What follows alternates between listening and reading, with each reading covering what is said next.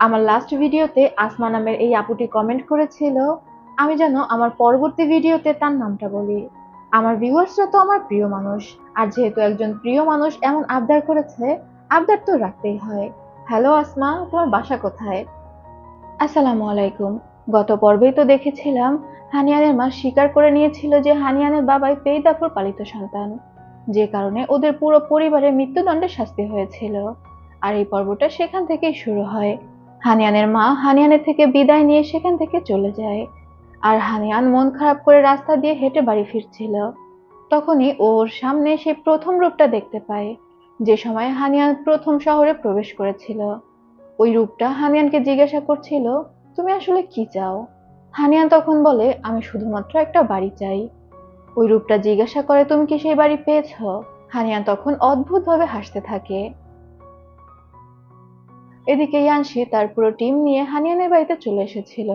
এই বাড়ি থেকে সব দামি দামি জিনিসপত্র বাজেয়াপ্ত করা হবে এবং বাড়িটাকে সিল করে দেওয়া হবে। হানিয়ান প্যালেসের সিঁড়িতে বসেছিল আর বারবার ফ্যামিলি রেজিস্টারের খাতা দেখছিল। ও বিশ্বাসই করতে পারছিল না ওর পুরো পরিবার এভাবে মারা যাচ্ছে। ইয়ানশি হানিয়ানের কাছে এসে বলে, আমার কিছু করার নেই, এটা আমার ডিউটি। মানে ও যে এখনই প্যালেস সিল করতে চলে এসেছে এই বিষয়টা বলছিল। হানিয়ান তখন বলে, আমার ফ্যামিলি শেষ হয়ে গিয়েছে, এখন আর আমি নোবেল লেডি নেই, তাই আমাকে এত সম্মান দিয়ে কথা বলতে হবে না। ইয়ানশি হানিয়ানকে জিজ্ঞাসা করে, আপনি এখন কি করবেন? হানিয়ান তখন বলে, অবশ্যই আমার পরিবারকে বাঁচানোর চেষ্টা করব। আমার মা এভাবে মরে যাবে আর আমি বসে বসে দেখবো, সেটা তো হতে পারে না।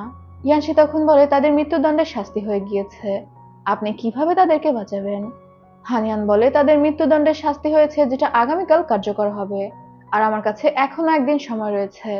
এরই মধ্যে ইয়ানশির গার্ড ইয়ান এসে জানায়, এই প্যালেসের যে দায়িত্বরত ছিল, মানে কেয়ারটেকার টাইপ, তার সাথে কোনো ঝামেলা হয়েছে। তবে ইয়ানশি বিষয়টা পাত্তা দেয় না। ইয়ান তখন আশেপাশের গার্ডদের নিয়ে সেখান থেকে বের হয়ে যায়। ইয়ানশি তখন বলে, আপনি আমার প্যালেসে এসে থাকতে পারেন, আমার পরিবার আপনাকে সাদরে গ্রহণ করবে। হানিয়ান তখন ইয়ানশির দিকে তাকিয়ে বলে, অন্যের আশ্রয়ে থাকা কতটা যন্ত্রণাদায়ক সেটা আপনি বুঝবেন না। আমি কখনোই দ্বিতীয়বার অন্যের আশ্রয়ে যেতে চাই না। তখন হানিয়ান ইয়ানশিকে জিজ্ঞাসা করে, ইয়ানশি কি তার মায়ের সাথে একবার দেখা করিয়ে দিতে পারবে কিনা? ইয়ানশি তখন বলে, এটা আপনার মায়ের প্ল্যান ছিল, আর আমি চাইলেও সে আপনার সাথে দেখা করতে রাজি হবে না। এরই মধ্যে ইয়ানশির আরেকজন গার্ড মেং এসে জানায়, হানিয়ানের বাবা হানিয়ানের সাথে দেখা করতে চেয়েছে। এরপরে দেখা যায় হানিয়ানের বাবা জেলে সবাইকে রিকোয়েস্ট করছিল যেন তাকে হানিয়ানের সাথে দেখা করতে দেওয়া হয়। সে তার শেষকৃত্যের ব্যাপারে হানিয়ানকে বলে যেতে চায়।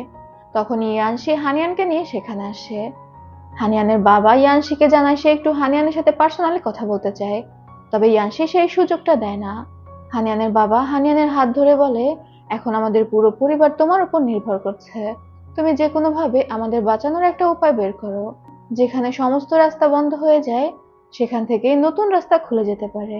হানিয়ান তো বুঝতে পারছিল না ওর বাবা কি বলার চেষ্টা করছে। হানিয়ানের বাবা তখন হানিয়ানের হাতে ইশারায় কিছু একটা লিখে দেয়। যেহেতু সেখানে ইয়ানশি দাঁড়িয়ে ছিল, তাই সে হানিয়ানকে ডিরেক্ট বলতে পারছিল না। হানিয়ানের বাবা বারবার হানিয়ানকে রিকোয়েস্ট করতে থাকে তাদেরকে বাঁচানোর জন্য। তারা নির্দোষ, সে কিছু করেনি, শুধুমাত্র পেইদাফুর ক্ষমতার ভয়ে সে মাঝে কিছুদিন পেইদাফুকে সাহায্য করেছে, এছাড়া আর কিচ্ছু না। ইয়ানশি তখন ঝাড়ি মেরে বলে, আপনি না আপনার শেষকৃত্যের ব্যাপারে কথা বলতে ডেকেছেন? তখন হানিয়ান একটু সামনে চলে যায়। তবে হানিয়ানের বাবা যা বলার হানিয়ানকে সে বলে দিয়েছিল। হানিয়ান যখন কোর্ট থেকে বের হচ্ছিল, তখন সে মনে মনে চিন্তা করে, বাবা কেন হাউস এজেন্টের নাম বলল। আসলে হানিয়ানের বাবা ওকে ইশারায় হাতের মধ্যে হাউস এজেন্টের নাম বলে দিয়েছিল। আর হানিয়ান তখন এরপর চলে যায় সেই হাউস এজেন্টের কাছে। জানা যায় হানিয়ানের বাবা 3 বছর আগে ওই বাড়িটা কিনেছিল এই মহিলার থেকে।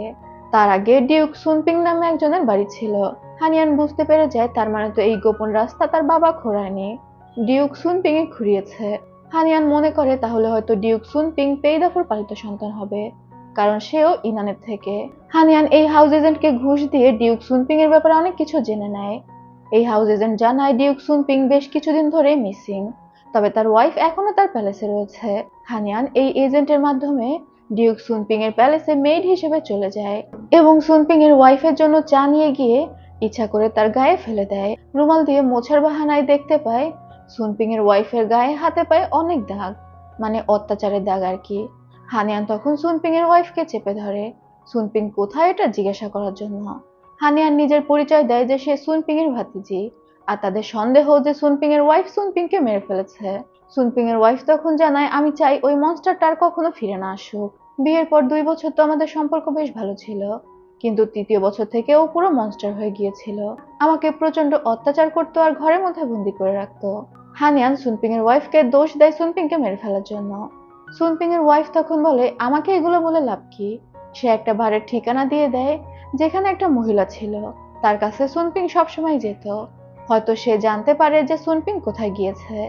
হানিয়ান তখন সেই বারে চলে যায় এবং সুনপিং যে মহিলার কাছে আসতো সেই মহিলার সাথে দেখা করে। মহিলাকে তো এইবারে বিক্রি করে দেওয়া হয়েছিল।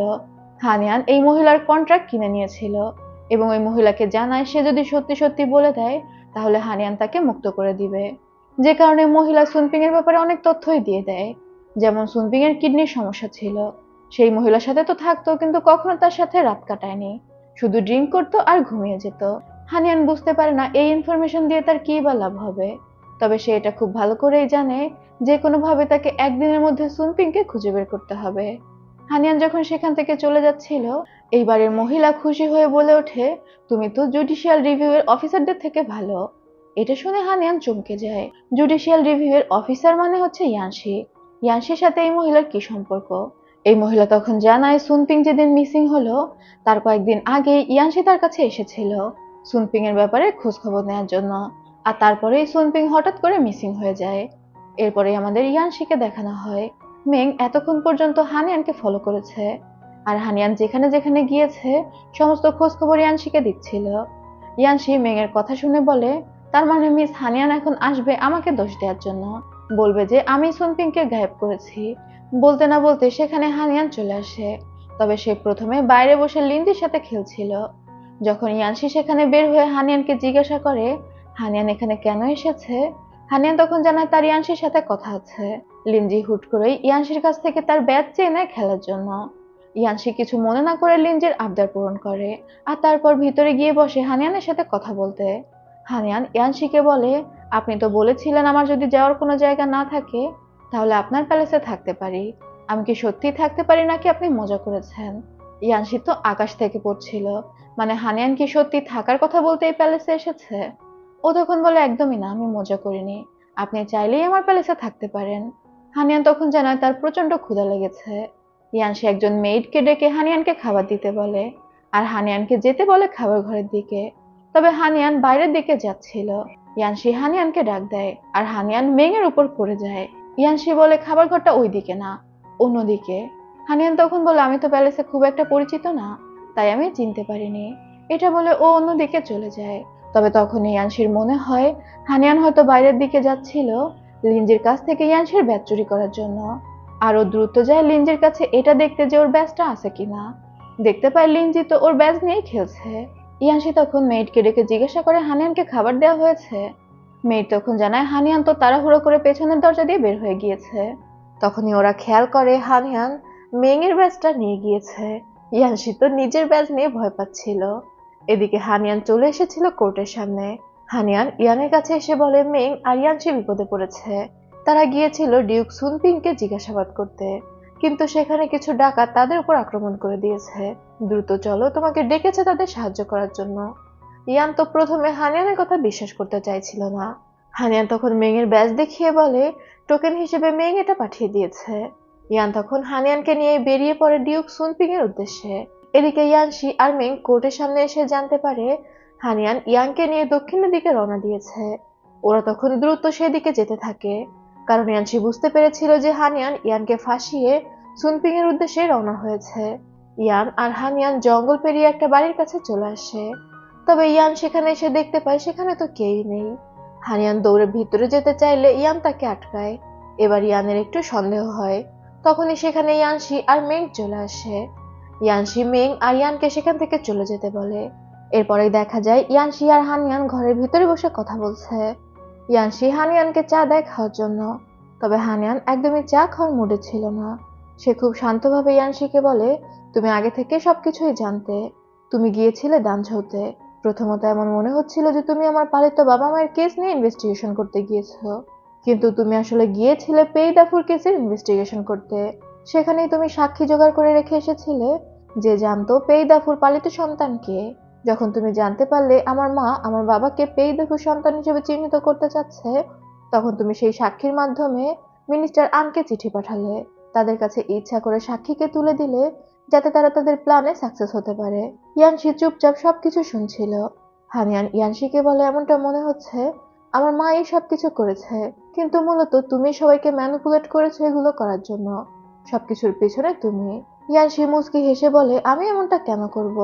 হানিয়ান বলে, ইম্পেরিয়র তোমাকে 30 দিন সময় দিয়েছিল পেইদাফুর কেসটা সলভ করার জন্য। আর এমনটা যদি না হতো তাহলে ইম্পেরিয়রের মান থাকতো না, আর তুমি তোমার চাকরি হারাতে। ইয়ানশি মুচকি হেসে হানিয়ানকে আরো 1 কাপ চা ঢেলে দেয়, আর তারপর বলে, এটা তো তোমার মায়ের প্ল্যান ছিল, তোমার মায়ের ইচ্ছা। হানিয়ান তখন বলে, সে যা কিছুই প্ল্যান করুক না কেন, আমি 17 বছর অপেক্ষা করেছি আমার পরিবারের সাথে থাকার জন্য, আর যে কোনো ভাবেই আমি আমার পরিবারকে বাঁচাবো। আর তাতে যদি আমার মা আমাকে ঘৃণা করে তাহলে আমার কিচ্ছু যায় আসে না। তবে তখনই হানিয়ানের মাথা ঘুরতে শুরু করে। হানিয়ান বুঝতে পারে ইয়ানশি চায়ের মধ্যে ঘুমের ওষুধ মিশিয়ে দিয়েছিল, আর ও পুরো পাগলের মতো হয়ে যায়। হানিয়ান চিৎকার করতে করতে বাইরে চলে আসে, মানে ও গায়ের জোরে সেখান থেকে চলে যেতে চাচ্ছিল, তবে উঠানে এসে পড়ে যায়। হানিয়ান ইয়ানশির দিকে তাকিয়ে করুণ ভাবে বলে, আমি তোমার কাছে ভিক্ষা চাইছি। ইয়ানশি তখন হানিয়ানের সামনে বসে বলে, আমি তোমার কাছে ভিক্ষা চাইছি, তুমি আমাকে ছেড়ে দাও। আমি ডিউক সুনপিংকে ধরে তাকে জিজ্ঞাসাবাদের জন্য জেলে নিয়ে গিয়েছিলাম, কিন্তু সে এতটাই অসুস্থ ছিল প্রথম ধাপের টর্চারই সহ্য করতে পারে না, সেখানেই মারা যায়। তবে এই ব্যাপারে তো আমি কাউকে বলতে পারবো না, কারণ জেলে যদি কোনো কয়েদি প্রথম ধাপ টর্চারে মারা যায়, এটা দেখা হবে না যে কয়েদি দুর্বল ছিল কিনা, দোষটা আমার উপর এসেই পড়বে। তার উপর সে পেইদাফুর পালিত সন্তানও হতে পারে, তাই আমি তার বডিটা এখানে এনে জঙ্গলের মধ্যে পুঁতে দিয়েছি। তুমি হাজার খুঁজলেও তাকে আর পাবে না, কিন্তু এই বিষয়টা যদি জানাজানি হয়ে যায় আমার উত্তর দেওয়ার মতো কোনো জায়গা থাকবে না। তুমি যখন থেকে শহরে এসেছো আমি তোমাকে সবসময় ভালোভাবে ট্রিট করেছি, তুমি কি আমাকে এতটুকু ছাড় দিতে পারবে না? হানিয়ান তখন প্রচন্ড রেগে যায়। সে বলে, তোমার মিষ্টি মিষ্টি কথার আমার কোনো প্রয়োজন নেই। আমার পরিবারকে তুমি বিপদের মধ্যে ফেলেছো, তুমি কি একবারও আমার কথা চিন্তা করেছো? এটা বলেই হানিয়ান নিজের চুলের কাঁটা দিয়ে ইয়ানশির উপর আক্রমণ করে দেয়। ইয়ানশি তো ধরে ফেলে, তবে হানিয়ানকে বলে, এই নিয়ে 3 বার তুমি আমাকে মারার চেষ্টা করলে। হানিয়ান অজ্ঞান হওয়ার আগে শেষবারের মতো ইয়ানশিকে বলে, নিউ ইয়ারের অনুষ্ঠানের পর আমি ভেবেছিলাম হয়তো তোমার আমার সম্পর্ককে আরো একটা চান্স দেয়া যায়, কিন্তু আমি ভুল ছিলাম। বলতে বলতে হানিয়ান সেখানেই ঘুমিয়ে পড়ে। আর এরপর আমাদের সকালবেলার দৃশ্য দেখানো হয়। হানিয়ান ঘুম ভেঙে দেখতে পায় সে ওই বাড়িতেই ঘুমাচ্ছিল, তবে ওর আশেপাশে কেউই নেই। হানিয়ান দৌড়ে বাইরে যায় এবং ডিউক সুনপিং এর বডি খুঁজতে থাকে। বাঁশঝাড়ের মধ্যে খুঁজতে খুঁজতে ও একটা জায়গায় নরম মাটি দেখতে পায়, আর হাত দিয়ে সেই মাটি সরিয়ে দেখে সেখানেই ছিল ডিউক সুনপিং এর বডি। হানিয়ান ওই বডি তুলে একটা ঠেলাগাড়িতে করে নিয়ে যেতে থাকে। দূর থেকে ইয়ানশি, মেং, ইয়ান সবাই এই বিষয়টা দেখছিল। ইয়ান ইয়ানশিকে বলে, এই বডি যদি হানিয়ান নিয়ে যেতে পারে তাহলে তো আপনি ফেঁসে যাবেন, আপনি কি তাকে আটকাবেন না? ইয়ানশি তখন বলে, যা হবে দেখা যাবে, তাকে আগে এই বডি নিয়ে যেতে দাও, তার পরিবারকে বাঁচাতে দাও। ইয়ানশি হাল ছেড়ে দিয়েছিল। হানিয়ান সেই বডি টেনে কোনোভাবে আগাচ্ছে। এদিকে হানিয়ানের পরিবারের মৃত্যুদণ্ড দেওয়ার সময় হয়ে গিয়েছে, সবাইকে পাবলিকের সামনে এনে বসানো হয়েছে। মিনিস্টার আন হুকুম দিলে তাদের শিরচ্ছেদ করা হবে। হানিয়ানের বাবা শেষ সময় চিৎকার করে বলে ওঠে, আমার ওয়াইফ ভয়ে সবকিছু স্বীকার করেছে, কিন্তু আমি আসলে পেইদাফুর পালিত সন্তান না, আমার উপর অন্যায় করা হচ্ছে, আর একজন ইনোসেন্টের উপর অন্যায় করলে স্বর্গ সেটা সহ্য করবে না। এদিকে হানিয়ান শহরের মধ্যে দিয়ে ডিউক সুনপিং এর বডি টেনে নিয়ে আসছিল। সবাই তো হানিয়ানকে দেখে ভয়ে রাস্তা ছেড়ে দিচ্ছে। ঠিক যেই সময় মিনিস্টার আন হানিয়ানের পরিবারকে শিরচ্ছেদ করার হুকুম দেয়, ওই সময় হানিয়ান সেখানে পৌঁছে যায় আর জোরে জোরে ড্রাম বাজাতে থাকে, মানে সবার মনোযোগ আকর্ষণের জন্য ড্রাম বাজাচ্ছিল, কারণ হানিয়ান যে কিছু বলবে ওর মধ্যে সেই শক্তিটাই ছিল না। এরপর সবাই যখন হানিয়ানের দিকে তাকায়, হানিয়ান ড্রাম বাজানো ছেড়ে বলে, আমি ডিউক সুনপিং এর বডি নিয়ে এসেছি, ওই প্যালেসটা আমার বাবা ডিউক সুনপিং এর কাছ থেকে কিনেছিল, সেও ইরানের বাসিন্দা, হয়তো সেই পেইদাফুর পালিত সন্তান। কথা বলা শেষ করে হানিয়ান মুচকি হাসে, অবশেষে সে সফল হয়েছে, আর তারপর সেখানেই অজ্ঞান হয়ে পড়ে যায়। এখান থেকেই সিন কাট হয়। আমাদের কয়েকদিন পরের দৃশ্য দেখানো হয়। হানিয়ানের যখন জ্ঞান ফেরে তখন দেখতে পায় ওর বাবা আর দাদি ওর পাশেই বসে আছে। হানিয়ান উঠে বসলে ওর বাবা তো প্রচন্ড খুশি হয়ে যায়। হানিয়ান এই ফ্যামিলির যোগ্য মেয়ে, সে পুরো পরিবারের নাম ক্লিয়ার করেছে। হানিয়ানের দাদিও হানিয়ানকে নিয়ে অনেক খুশি ছিল। হানিয়ান তার মায়ের ব্যাপারে জিজ্ঞাসা করে। হানিয়ানের বাবা তখন বলে, তোমার মা কনফিউজড হয়ে ছোট্ট একটা ভুল করে ফেলেছে। যেহেতু পরিবারের কোনো ক্ষতি হয়নি, তাই তাকে বড় কোনো শাস্তি দেয়নি, শুধুমাত্র কয়েকদিন তাকে তার প্যালেসেই থাকতে বলেছি এবং নিজের কৃতকর্মের জন্য অনুতাপ করতে বলেছি। এরপরে দেখা যায় হানিয়ান ওর মায়ের সাথে দেখা করতে এসেছে। তবে হানিয়ানের মা ওর উপর প্রচন্ড রেগেছিল। সে হানিয়ানকে বলে, মিস হানিয়ান, আপনি কি আমার ক্ষতি করার জন্যই জন্মেছেন? আপনি যখন জন্মেছেন আপনার জন্য আমার পা প্যারালাইজড হয়ে গিয়েছে। এরপর আপনি আমার বছর ধরে করা প্ল্যান নষ্ট করে ফেলেছেন। আপনার হয়তো নিজের কোনো উপায় রয়েছে, কিন্তু সবসময় শুধু আপনি আমার ক্ষতি করার জন্য কেন প্রস্তুত থাকেন? আপনার যা ইচ্ছা হয়েছে আপনি করেছেন। এখন দয়া করে আমার সামনে থেকে চলে যান, আমি আপনার মুখ দেখতে চাই না। হানিয়ান তখন ওর মাকে বলে, তুমি এগুলো কেন করছিলে? আমাকে সবকিছু খুলে বলো, তাহলে আমি এখান থেকে চলে যাব। হানিয়ানের মা প্রচন্ড রাগে চিৎকার করে ন্যানি চেনের হাত থেকে খাবার প্লেট ছুঁড়ে ফেলে দেয়। ন্যানি চেন তখন ভয়ে ভয়ে হানিয়ানকে নিয়ে বের হয়ে যায়। কিন্তু হানিয়ান নাছোড়বান্দা, সে তার মায়ের কাছ থেকে সত্যিটা শুনেই যাবে। ন্যানি চেন তখন বাধ্য হয়ে বলে, আপনারা যেহেতু দুইজন দুজনের শত্রু হয়ে দাঁড়িয়েছেন, ম্যাডাম আপনাকে সত্যিটা বলবে না আর আপনি সত্যিটা শুনবেন জেদ করে আছেন, তাহলে আমি আপনাকে সত্যিটা বলছি, আপনি আমার কাছ থেকে শুনুন। এবার ন্যানি চেন হানিয়ানকে সবকিছু খুলে বলে। 18 বছর আগে হানিয়ানের মা যখন প্রথমবার প্রেগনেন্ট হয়, তার আগে পর্যন্ত সবকিছু ঠিকঠাকই ছিল। তারা বেশ সুখেই সংসার করছিল। হানিয়ানের মা যখন প্রেগনেন্ট হয়, তখন ডাক্তার জানায় যে হানিয়ানের মায়ের পেটে ছেলে সন্তান রয়েছে।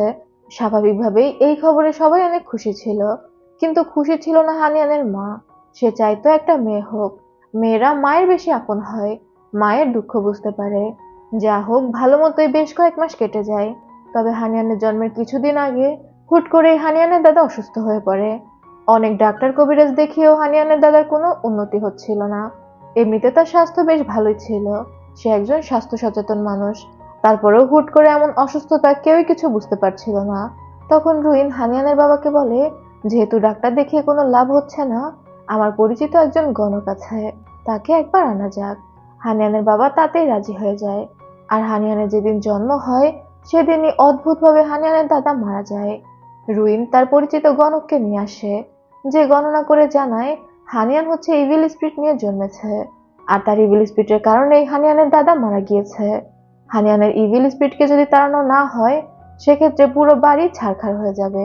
আর এই ইভিল স্পিরিট তাড়ানোর জন্য এক্সরসিজম করতে হবে, যেটা খুবই কঠিন প্রক্রিয়া ছিল। হানিয়ানকে খালি পায়ে হাঁটতে থাকা ভূত বলে অভিহিত করা হয়। আর এই ভূত তাড়ানোর জন্য হানিয়ানের পায়ে কাঁটাযুক্ত ডাল দিয়ে পেটাতে হবে, যেটা বাচ্চা হানিয়ানের জন্য খুবই বিপজ্জনক। মানে সে তো বেঁচেই থাকবে না। প্রথমে তো হানিয়ানের বাবা এই উপায়ে রাজি ছিল না, কারণ সে জানতো তার ছেলে হবে। কিন্তু সে যখন জানতে পারে তার মেয়ে হয়েছে, তখন সে এক চান্সে এই উপায়ে রাজি হয়ে যায়। সেই রাতে হানিয়ানের মা সবার দরজায় দরজায় গিয়ে সাহায্য চেয়েছিল, কিন্তু কেউই তাকে সাহায্য করতে রাজি হয়নি। হানিয়ানের দাদি, রুইন, কেউই না। তখন হানিয়ানের মা বাধ্য হয়ে এমন ভান করে যে ইভিল স্পিরিট হানিয়ানের মধ্যে নয় বরং তার মধ্যে রয়েছে, তাই এক্সরসিজম করলে হানিয়ানকে নয় তাকে করতে হবে। হানিয়ানের বাবা তাতেই অনুমতি দিয়ে দেয়। এরপর হানিয়ানের মা হানিয়ানকে বাঁচানোর জন্য একজন মেইডের মাধ্যমে ওকে দান ঝৌতে পাঠিয়ে দেয়, কারণ সে ভালো করে বুঝতে পেরেছিল এই প্যালেসে থাকলে হানিয়ান সার্ভাইভ করতে পারবে না।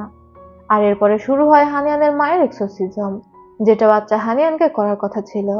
কাঁটাযুক্ত ডাল দিয়ে তার পায়ে প্রচন্ড রকম পেটানো হয়, যে কারণে তার পায়ের শিরাগুলো ছিন্নভিন্ন হয়ে গিয়েছিল এবং সেই শিরার মধ্যে দিয়ে রক্ত চলাচল বন্ধ হয়ে গিয়েছে। পরবর্তীতে অনেক চিকিৎসা করলেও হানিয়ানের মায়ের পা আর ঠিক হয়নি। সবকিছু জানার পর হানিয়ান দৌড়ে ওর মায়ের কাছে যায় আর জোর করে ওর মায়ের পা চেক করে। দেখতে পায় সেই কাটার জন্য যে ক্ষতগুলো হয়েছিল, সেই ক্ষতর দাগ এখনো হানিয়ানের মায়ের পায়ে রয়েছে, যেটা দেখে হানিয়ান কান্নায় ভেঙে পড়ে। হানিয়ানের মাও কোনো কথা না বলে কান্না করতে থাকে। তার জুতোটা খুলে পড়ে গিয়েছিল, আর সে ঝুঁকে ওটা উঠাতে যায়, তখন হুইল চেয়ার থেকেই পড়ে যায়। হানিয়ান তখন ওর মাকে জড়িয়ে ধরে সান্ত্বনা দিতে থাকে। হানিয়ানের মাও কান্না করতে করতে চিৎকার করে বলে, আমি তোমাকে প্যালেস থেকে বের করে দিয়েছিলাম, কেন তুমি আবার এই জাহান্নামে ফিরে আসলে?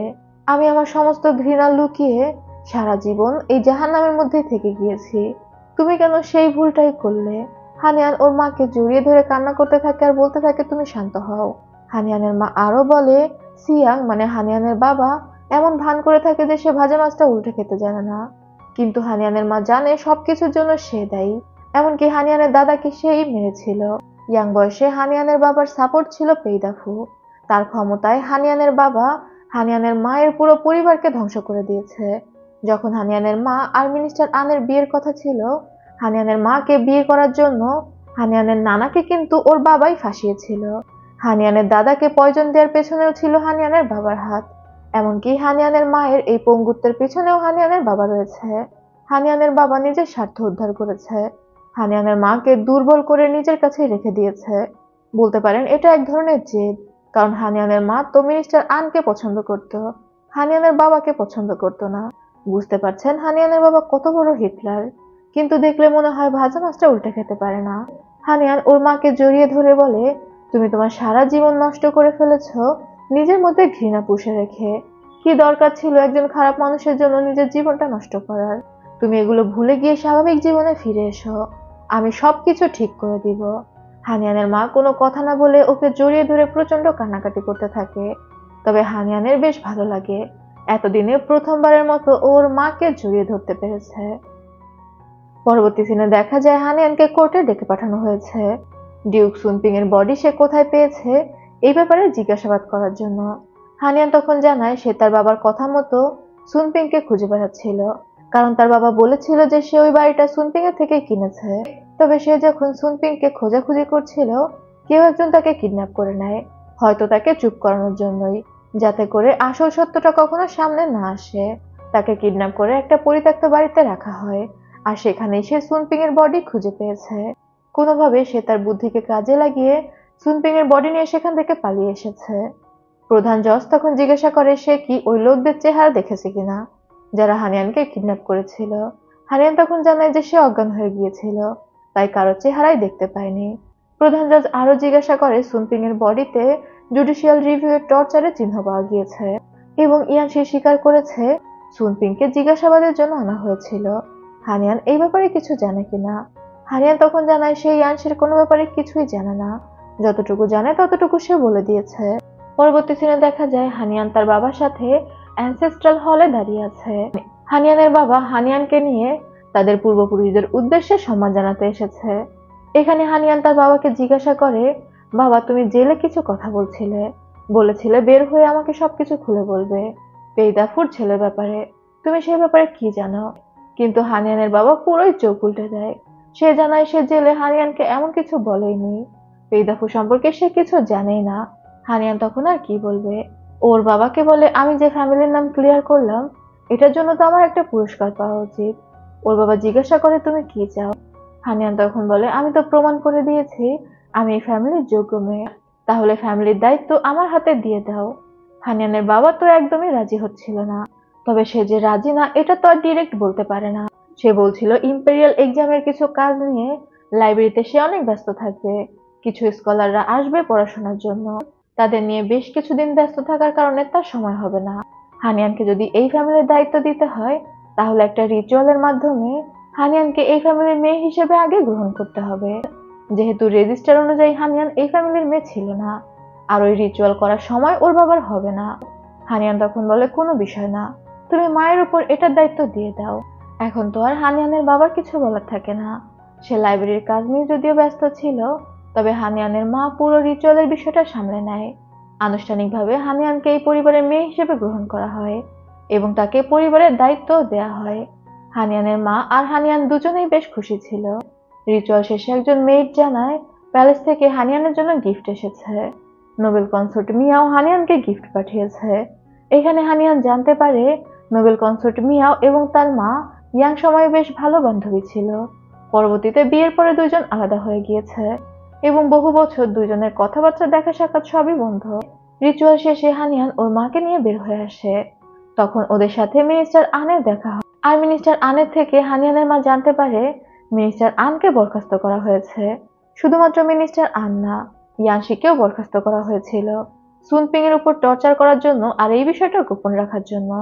মিনিস্টার আনকে বরখাস্ত করা হয়েছিল এত ইম্পর্টেন্ট একটা কেসের তাড়াহুড়ো করার জন্য। হানিয়ানের মা তখন মন খারাপ করে বলে, আমার জন্যই এমনটা হলো, তুমি আমাকে ক্ষমা করে দিও। মিনিস্টার আন তখন বলে, কোনো বিষয় না, এমনিতেও আমি শহর থেকে দূরে চলে যেতে চাচ্ছিলাম। এখন আমি এখান থেকে অনেক দূরে চলে যেতে পারবো নিশ্চিন্তে। তবে তুমি কি করবে? কতদিন আর এই প্যালেসের মধ্যে নিজেকে আটকে রাখবে? এখনো কিন্তু তোমার জীবন শেষ হয়ে যায়নি। তুমি চাইলে আমরা আবার নতুন করে শুরু করতে পারি। মিনিস্টার আন অনেকটা অস্থির হয়ে নিজের মনের কথা বলে দিয়েছিল। তবে হানিয়ানের মা জানায় এখন আর সেই সময় নেই, তার জীবন শেষ। আর যেহেতু হানিয়ান সামনেই দাঁড়িয়ে ছিল, তাই মিনিস্টার আন আর বেশি কিছু বলতে পারে না। সে বিদায় নিয়ে সেখান থেকে চলে যায়। হানিয়ান যেহেতু ফ্যামিলির দায়িত্ব পেয়ে গিয়েছিল, সে প্রথম যে কাজটা করে সেটা আমার কাছে বেশ ভালো লেগেছে।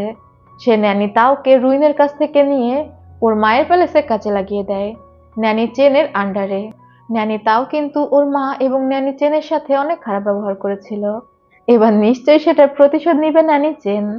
যা হোক, রুইন নিজের ঘরে ফিরে আসে। রুইনের ছেলে মেয়ে ইউসান আর ইউচি রাগে ফুঁসছিল। তারা মানতেই পারছিল না হানিয়ানের কাছে এখন পরিবারের দায়িত্ব।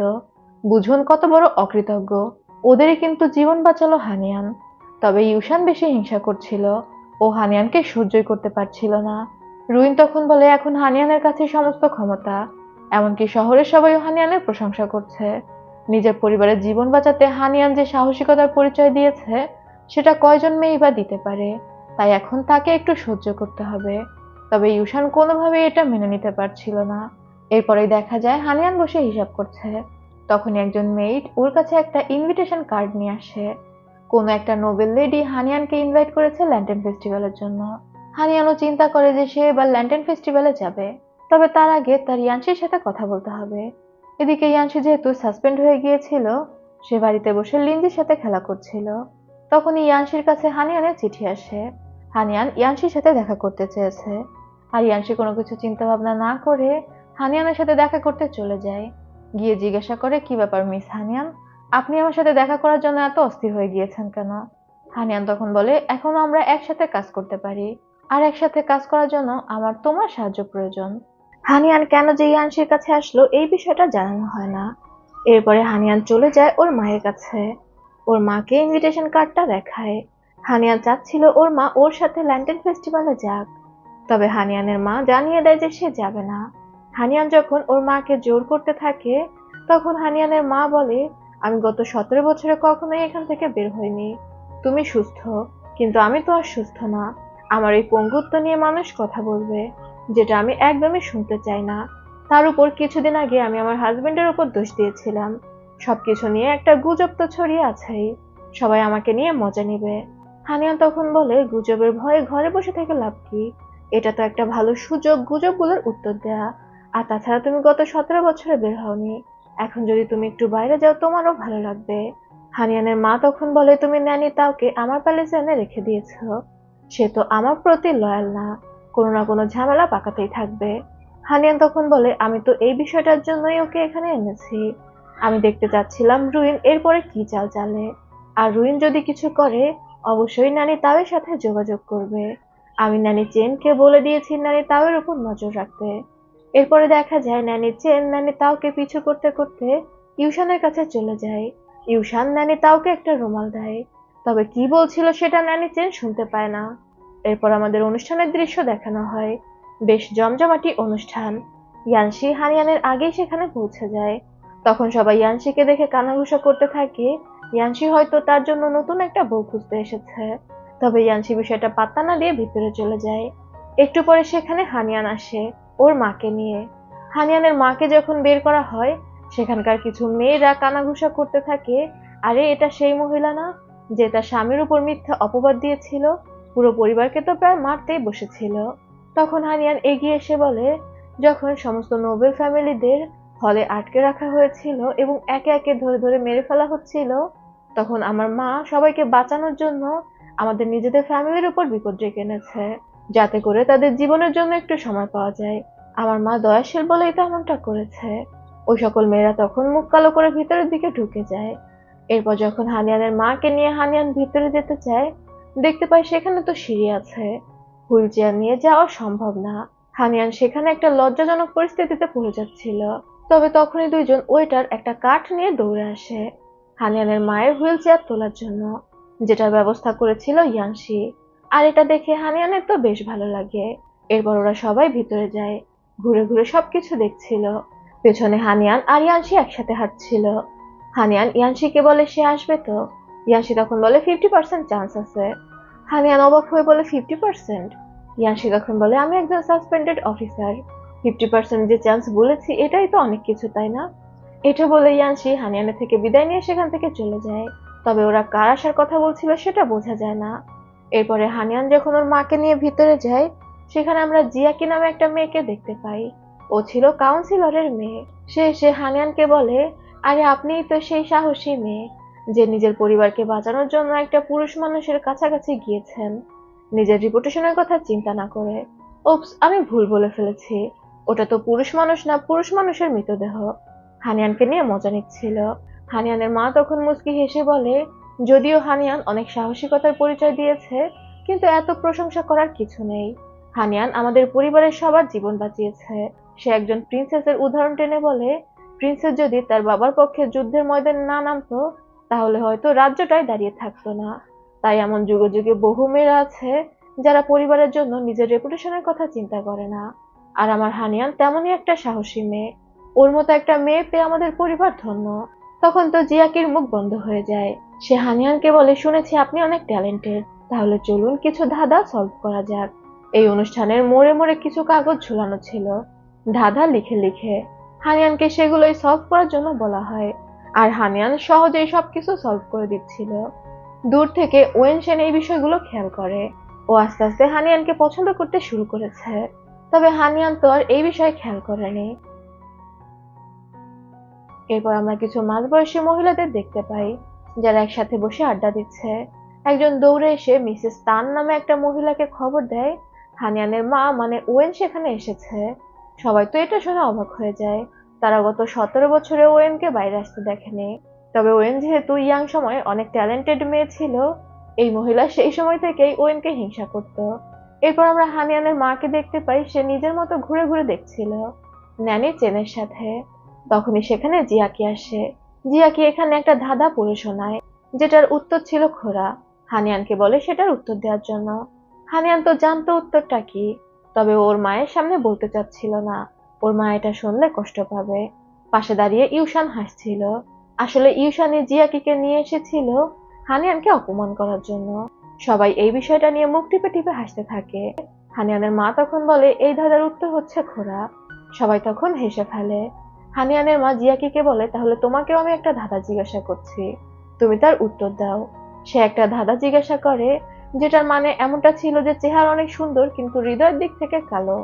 তবে জিয়াকিরা কেউই এই ধাঁধার উত্তর পারছিল না।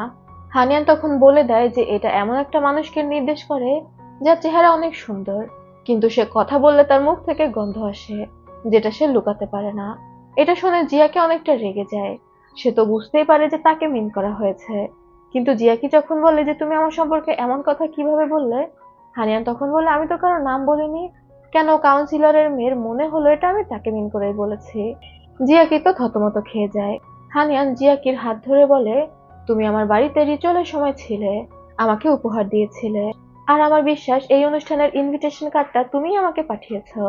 তাহলে তোমার আমার মধ্যে তো পূর্বের কোনো শত্রুতা নেই, কেন শুধু শুধু আমরা নিজেদের মধ্যে ঝামেলা করব? কেমন হয় যদি তুমি আমার সাথে বন্ধুত্ব করো?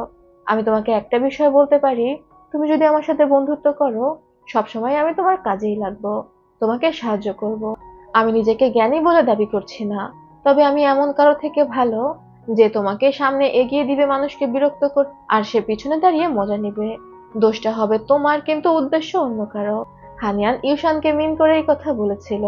ইউশান তখন জিয়াকিকে বলে ওর কথা শুনো না, ও তোমাকে ভুল বোঝাচ্ছে। হানিয়ান বলে তুমি একজন নোবেল লেডি, কাউন্সিলরের মেয়ে, তোমার কি দরকার অন্যকে বিরক্ত করা, অন্যকে ছোট করে দেখানো। জিয়াকি তখন নিজের ভুল বুঝতে পারে। ইউশান তখন রেগে সেখান থেকে চলে যায়।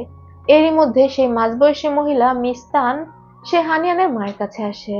বলছিল, আরে তোমাকে তো কত বছর দেখিনি, আমরা এক সময় বান্ধবী ছিলাম, চলো তুমি এইসব বাচ্চা বাচ্চা মেয়ের সাথে কি করছো, আমরা একসাথে চা খাই। হানিয়ানের মা একটু ইতস্তত করছিল, তবে মিসেস তান যেহেতু জোর করছে তাকে তো যেতেই হবে। তাই ন্যানি চেনের সাথে হানিয়ানের মা সেদিকে চলে যায়, আর হানিয়ান জিয়াকির সাথে চলে যায় পুলের কাছে, কারণ সেখানে অনুষ্ঠান শুরু হয়ে গিয়েছিল।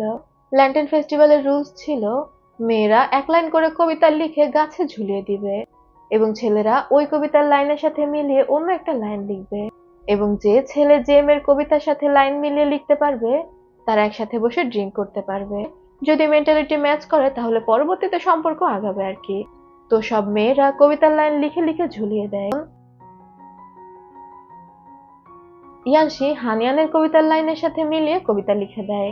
ওয়েনশেনও হানিয়ানের কবিতা খুঁজছিল, তবে ও যখন হানিয়ানের কবিতা খুঁজে পায় দেখতে পায় অলরেডি ইয়ানশি এক লাইন মিলিয়ে লিখে রেখে গিয়েছে।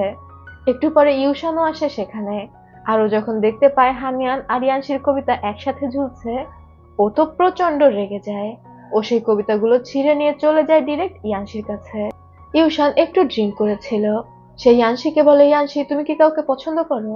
ইয়ানশি তখন বলে, আমার মনে হয় না, আমার তোমাকে কৈফিয়ত দেওয়া দরকার। ইউশান কবিতা দুইটা দেখিয়ে ইয়ানশিকে জিজ্ঞাসা করে, এই কবিতা কি তুমি লিখেছো? ইয়ানশি বলে, হ্যাঁ। কোনো সমস্যা? এটা শুনে ইউশান কান্না করে ফেলে। সে ইয়ানশিকে বলে, তুমি তো জানো আমি তোমাকে পছন্দ করি। ইয়ানশি তখন বলে, আমি তো তোমাকে ক্লিয়ার করে দিয়েছি যে আমি তোমাকে পছন্দ করি না। ইউশান তখন বলে, তুমি হানিয়ানকে কেন পছন্দ করো? তার মধ্যে কি এমন আছে আমাকে বলো, আমি শিখে নিব, কিন্তু তোমার আমাকে পছন্দ করতে হবে।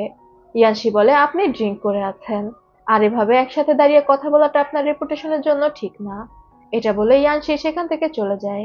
তবে ইউশান তো প্রচন্ড রেগে যায়। এরপর আমাদের হানিয়ানের মাকে দেখানো হয়। ওই মাঝবয়সী মহিলাগুলো কিছু জিনিসপত্র এনে দিয়ে হানিয়ানের মাকে বলে তাদেরকে চা বানিয়ে খাওয়াতে, কারণ ইয়াং সময়ে হানিয়ানের মা চা বানাতে খুবই এক্সপার্ট ছিল। তারা বলছিল, দেখি তোমার স্কিলটা এখনো আছে কিনা। হানিয়ানের মা তখন চা পাতা এবং পানি শুকে বলে, এগুলো খুবই লো গ্রেডের, ভালো চা পাতা ফ্রেশ পানি না হলে চা কখনোই ভালো হয় না। মিসেস তান তখন বলে, আমাদের তো আর চা বানানোর স্কিল নেই, তাই আমরা এগুলো ভালো মতো চিনি না। তোমার সার্ভেন্ট ন্যানি চেনকে পাঠাও যাতে সে চয়েস করে এই জিনিসগুলো নিয়ে আসতে পারে। ন্যানি চেন সেখান থেকে যেতে চাচ্ছিল না, সে গেলে তো হানিয়ানের মা একা হয়ে যাবে, কিন্তু মিসেস তান তাকে বাধ্য করে সেখান থেকে যাওয়ার জন্য। আর ন্যানি চেন যখন তাদের মেইডের সাথে ভিতরে যায়, ওই মেইড ন্যানি চেনকে কিচেনে বন্দি করে রেখে আসে। সে অনেক ডাকাডাকি করলেও কারো সাড়া পায় না। এদিকে ওরা হানিয়ানের মাকে প্রচুর পরিমাণে চা খাওয়াচ্ছিল, মানে একজনের পর একজন তাকে চা অফার করছিলই। ফলস্বরূপ হানিয়ানের মায়ের ওয়াশরুমে যাওয়ার প্রয়োজন হয়ে পড়ে। সে তখন মিসেস তানকে বলে তার একটু ভিতরে যেতে হবে, কিন্তু মিসেস তান হানিয়ানের মাকে ভিতরে যেতে দিচ্ছিল না, কোনো না কোনো ভাবে তাকে আটকে রাখছিল। এদিকে হানিয়ান তার এক বিশ্বস্ত মেইডকে পাঠিয়েছিল ইউশানের উপর নজর রাখতে। সেই মেইড হানিয়ানকে এসে খবর দেয় ইউশান একটা ঘোড়া এনেছে, যে ঘোড়াটা পেছনে বাঁধা রয়েছে, তবে সে কি করতে চাচ্ছে এই মেইড বুঝতে পারছে না। হানিয়ান তখন একটু টেনশনে পড়ে যায় আর মেইডকে বলে ইউশানকে নজরে রাখতে। আর তারপর সে চলে আসে তার মায়ের খোঁজে, আর এসে বুঝতে পারে তার মাকে ভদ্রভাবে বুলি করা হচ্ছে। হানিয়ান ওর মাকে এসে জিজ্ঞাসা করে, মা কোনো সমস্যা? হানিয়ানের মা তখন বলে, আমাকে দ্রুত ভিতরে নিয়ে চলো, আমার চেঞ্জ করতে হবে। হানিয়ান ওর মাকে নিয়ে চলে যাচ্ছিল। মিসেস তান তখন বলে, দেখো কত বেয়াদব, এখানে বড়রা রয়েছে কিন্তু বড়দের গ্রেটিং করার কোনো নাম নেই। হানিয়ান তখন অনেকটা রেগেই বলে ওঠে, যদি এখানে বড়রা আমার মাকে সম্মান করত তাহলে আমি অবশ্যই বড়দের বড় হিসেবে সম্মান করতাম। যে আমার মাকে সম্মান করে না আমিও তাকে সম্মান করি না। মিসেস তানের সাথে যে মহিলা ছিল সে তখন বলে, শুনেছি ও দানচৌতে বড় হয়েছে, ওর কোনো ম্যানার্স নেই, ও ওর এলাকার এক ছেলের কান কামড়ে কেটে দিয়েছে, এখন তো দেখছি সবকিছুই সত্যি শুনেছি। হানিয়ান তখন ওই মহিলার কাছে এসে বলে, যদি বেশি কথা বলেন তাহলে আমি আপনার কান ও কামড়ে ওয়াইনের সাথে খেয়ে নিতে পারি। ওই মহিলা তখন ভয় পেয়ে যায়। এরই মধ্যে ন্যানি চেন সেখানে চলে আসে। সে কোনোভাবে নিজেকে মুক্ত করেছিল, আর সেও তো প্রচন্ড রেগেছিল। সে এসে সবার সামনে চিৎকার করে মিসেস তানকে বলে, আপনার মতো অভদ্র মহিলার সাথে কখনোই আমার ম্যাডামের ভদ্র ব্যবহার করা উচিত হয়নি। আপনি অভদ্র ব্যবহারই ডিজার্ভ করেন। আগেও আপনি আমার ম্যাডামের মতো ট্যালেন্টেড ছিলেন না, এখনো আপনি নেই। মিসেস তান রেগে বলে, তোমার মতো সার্ভেন্ট আমার সাথে খারাপ ব্যবহার করার সাহস কিভাবে পেলে? এবার হানিয়ানের মায়ের ধৈর্যের বাঁধ ভেঙে যায়। সে চিৎকার করে বলে, ন্যানি চেন যা বলেছে ঠিক বলেছে। মিসেস তান তখন রেগে বলে, খোঁড়া হয়ে গিয়েছ, তাও তোমার অহংকার কমেনি, দেখি দাঁড়াও, তুমি দাঁড়িয়ে আমাকে থাপ্পড় দিয়ে দেখাও। এটা বলতে গিয়ে সে যখন আগাচ্ছিল হানিয়ান ল্যাং মেরে মিসেস তানকে ফেলে দেয়, আর হানিয়ানের মা তাকে একটা থাপ্পড় লাগিয়ে দেয়। ব্যাস, সেখানে তো পুরো চুলোচুলি শুরু হয়ে যাচ্ছিল। তবে তখনই বাইরে থেকে একজন ইউনুসের কণ্ঠ শোনা যায়, নোবেল কনসোর্ট মিয়াও এখানে এসেছে। সবাই তো দ্রুত নোবেল কনসার্ট মিয়াওকে গ্রেটিং করার জন্য বসে যায়। এদিকে আমাদের ইউশানকে দেখানো হয় যে কান্না করতে করতে অনুষ্ঠানের জায়গার পেছনে এসে পড়েছিল, আর সেখানেই বেশ কয়েকটা ঘোড়া বাঁধা ছিল। ইউশান একটা ঘোড়াকে কিছু একটা খাইয়ে দেয়, আর তারপর ঘোড়াটাকে ছেড়ে দেয়। তবে তাকে দেখে বোঝা যাচ্ছিল যে সে অনেক কষ্টে আছে। অন্যদিকে আমরা হলের ভিতরের দৃশ্য দেখতে পাই। সবাই নোবেল কনসার্ট মিয়াওয়ের সামনে দাঁড়িয়েছিল। নোবেল কনসার্ট মিয়াও মিসেস তানকে বলে, যান গিয়ে আগে আপনার পোশাক ঠিক করে আসুন। মিসেস তান তখন সেখান থেকে চলে যায়। হানিয়ান এগিয়ে এসে নোবেল কনসার্ট মিয়াওকে গ্রেটিং করে। নোবেল কনসার্ট মিয়াও উঠে এসে হানিয়ানের মাকে বলে, তুমি তোমার মেয়েকে শিক্ষা দিতে পারোনি, তাকে যদি আমি নীল ডাউন হওয়ার শাস্তি দেই তাহলে কি তুমি কিছু মনে করবে? হানিয়ানের মা তখন বলে, আপনি যে তাকে শেখাতে চেয়েছেন এটার জন্য ধন্যবাদ। আশেপাশের মানুষ কানাঘুষা করছিল। এরা যখন ইয়াং ছিল দুইজন খুব ভালো বান্ধবী ছিল, তবে রেষারেষি করা বান্ধবী। হানিয়ানের মা সবসময় প্রথম হতো এবং নোবেল কনসার্ট মিয়াও দ্বিতীয়। এই নিয়ে দুজনের মধ্যে বেশ হিংসা ছিল, তবে তারা ভালো বন্ধুও ছিল। নোবেল কনসার্ট মিয়াও হানিয়ানের মায়ের সামনে এসে বলে, সবাই জানে তুমি কত ভদ্র শিক্ষিত, কিন্তু আমি জানি তুমি কতটা জেদি। তুমি যদি মিষ্টি করে কথাও বলো, তাও কখনো কারোর সামনে মাথা নিচু করো না।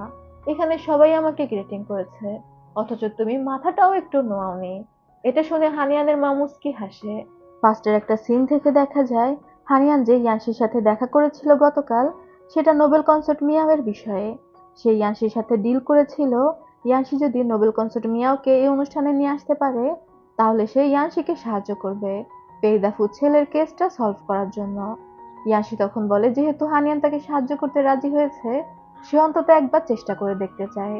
হানিয়ান আসলে নোবেল কনসার্ট মিয়াওয়ের মাধ্যমে ওর মাকে কনভিন্স করার চেষ্টা করছিল ওর বাবাকে ডিভোর্স দেওয়ার জন্য।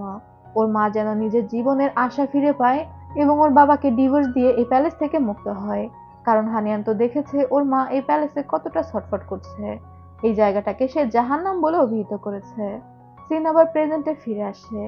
হানিয়ান যে মেইডকে পাঠিয়েছিল ইউশানের উপর নজর রাখতে, সে মেইড ফিরে আসে আর হানিয়ানকে জানায় ইউশান একটা ঘোড়াকে কিছু একটা খাইয়ে দিয়েছে এবং তারপর ঘোড়াটাকে ছেড়ে দিয়েছে। সে বুঝতে পারছে না ইউশান কি করতে চাচ্ছে। নোবেল কনসার্ট মিয়াও খেয়াল করে হানিয়ানের মায়ের হাতে একটা রুমাল। সে ওই রুমালটা নিয়ে বলে, তুমি আবার এই ধরনের রুমাল কবে থেকে ব্যবহার করতে শুরু করলে? এটা সেলাই তো খুবই জঘন্য, তুমি কি সেলাইও ভুলে গিয়েছো? হানিয়ানের মা তখন বলে, এটা তো সামান্য একটা রুমাল, এটা সেলাইয়ের উপর আমি অতটা নজর দিইনি। তবে মিয়াও ওই রুমালটা নাকের কাছে নিয়ে বলে, এটার মধ্যে তো কোনো পারফিউমের ফ্লেভার নেই, কেমন যেন একটা হার্বাল ফ্লেভার। তুমি কি করেছো এই রুমালের সাথে? এটা শুনেই হানিয়ান চমকে যায়, কারণ ন্যানি চেন তাকে বলেছিল ইউশান ন্যানি তাওকে একটা রুমাল দিয়েছে, তবে সে কোনো কথা শুনতে পায়নি, তাই জানে না ওই রুমালের বিষয়টা কি। আর হানিয়ান এই বিষয়টা তেমন একটা পাত্তা দেয়নি। তবে হানিয়ান কিছু চিন্তা করে ওঠার আগেই একটা ঘোড়া পাগলের মতো ছুটে হলের মধ্যে আসে আর ডিরেক্ট নোবেল কনসার্ট মিয়ার উপর আক্রমণ করে দেয়, যেহেতু তার হাতে রুমালটা ছিল। হানিয়ান বুঝতে পারে এই ঘোড়াকে নেশা জাতীয় কিছু খাওয়ানো হয়েছে এবং ওই রুমালের যে হার্বাল সেন্টটা আছে সেই কারণে ঘোড়াটা এই দিকে আকর্ষিত হচ্ছে। আর রুমালটা তো এখন নোবেল কনসার্ট মিয়ারের হাতে, তাই ঘোড়াটা নোবেল কনসার্ট মিয়াওকে আক্রমণ করতে যাচ্ছে। হানিয়ান দ্রুত ঘোড়াটার উপর চেপে বসে। হানিয়ান চিৎকার করে নোবেল কনসার্ট মিয়াওকে বলে রুমালটা তাকে দিয়ে দিতে, আর মিয়াও ছুঁড়ে রুমালটা হানিয়ানকে দিয়ে দেয়। হানিয়ান ঘোড়াটা নিয়ে কোনোভাবে নিয়ন্ত্রণ করার চেষ্টা করছিল। হানিয়ান এই বিষয়টা একটু একটু জানতো, কারণ চাইজিং তাকে ট্রেনিং দিয়েছিল। হানিয়ান কোনোভাবে ঘোড়াটাকে নিয়ন্ত্রণ করে বাইরে চলে আসে আর ঘোড়াটাকে নিয়ে অনুষ্ঠান থেকে দূরে ছুটতে থাকে। ইয়ানশিও তো এই বিষয়ে খেয়াল করেছে, সেও হানিয়ানের পিছু পিছু একটা ঘোড়া নিয়ে ছুটতে থাকে। আর একটা নিরিবিলি জায়গাতে গিয়ে ইয়ানশি হানিয়ানকে নিয়ে ঘোড়ার উপর থেকে লাফ দেয়। ঘোড়া দুটো ছুটে তাদের মতো চলে যায়, তবে ওরা আপাতত বিপদমুক্ত। হানিয়ান তো অনেকটা অপ্রস্তুত হয়ে যায়, কারণ ইয়ানশি হানিয়ানের উপরেই পড়েছিল। ও তখন ইয়ানশির হাত ধাক্কা দিয়ে বলে, সরুন, উঠতে দিন। কিন্তু ইয়ানশির হাত ধাক্কা দেওয়ার ফলে ইয়ানশির ব্যালেন্স হারিয়ে যায় আর ও ডিরেক্ট হানিয়ানের উপর পড়ে যায় এবং একদম প্রথমবারের মতো ওদের একটা কিস করা হয়ে যায়, যদিও অ্যাক্সিডেন্টলি। দুজনেই তো অপ্রস্তুত হয়ে দাঁড়িয়ে যায়। হানিয়ান ইয়ানশির কাঁধে থেকে ময়লা ঝেড়ে দিতে যায়, তখনই ইয়ানশি ব্যথায় কুঁকড়ে ওঠে। হানিয়ান জিজ্ঞাসা করে, আপনার কাঁধে ব্যথা পেয়েছেন? ইয়ানশি তখন বলে, এটা তেমন কিছু না, তবে আমি ইচ্ছা করে তোমাকে কিস করিনি, অ্যাক্সিডেন্টলি হয়ে গিয়েছে। হানিয়ান তখন নিজের হাসি আটকে রেখে বলে, ইটস ওকে। এরপর হানিয়ান ওই রুমালটা মাটি থেকে তোলে আর ইয়ানশিকে বলে, ইউশান আমার মায়ের ক্ষতি করার জন্য এই কাজটা করেছে। সে আমার মায়ের রুমালে হার্বাল জাতীয় কোনো ওষুধ দিয়েছে এবং এই ঘোড়াকে নেশা জাতীয় দ্রব্য খাইয়ে ছেড়ে দিয়েছে। এরই মধ্যে ইয়ান সেখানে এসে জানায় নোবেল কনসার্ট মিয়াও হানিয়ানকে ডেকে পাঠিয়েছে। আর এরপরেই দেখা যায় হানিয়ান হলে ফিরে এসেছে। ইয়ানশিও তো হানিয়ানের সাথেই ছিল। নোবেল কনসার্ট মিয়াও হানিয়ানকে ধন্যবাদ দেয় তাকে বাঁচানোর জন্য। নোবেল কনসার্ট মিয়াও ইয়ানশিকে জিজ্ঞাসা করে আসল ব্যাপারটা কি, ঘোড়াটা কেন তার উপর আক্রমণ করতে এসেছিল। ইয়ানশি তখন হানিয়ানের মায়ের রুমাল দেখিয়ে জানায় এই রুমালের মধ্যে এক ধরনের হার্ব জাতীয় ওষুধ লাগানো ছিল, যেটার কারণে ঘোড়ারা পাগল হয়ে যায়। আর ওই ঘোড়াটাকে ম্যাড গ্রাসও হয়তো খাওয়ানো হয়েছিল। ইউশান তো ভয়ে গুটিসুটি মেরে পাশে দাঁড়িয়েছিল। ও ভাবছিল এই বুঝিও ধরা পড়ে গেল। নোবেল কনসার্ট মিয়াও অবাক হয়ে বলে, আমার উপর কে আক্রমণ করার চেষ্টা করতে পারে। হানিয়ান তখন বলে, মাফ করবেন, এটা আপনার জন্য ছিল না। আপনি তো জানেনই এই রুমালটা আমার মায়ের ছিল।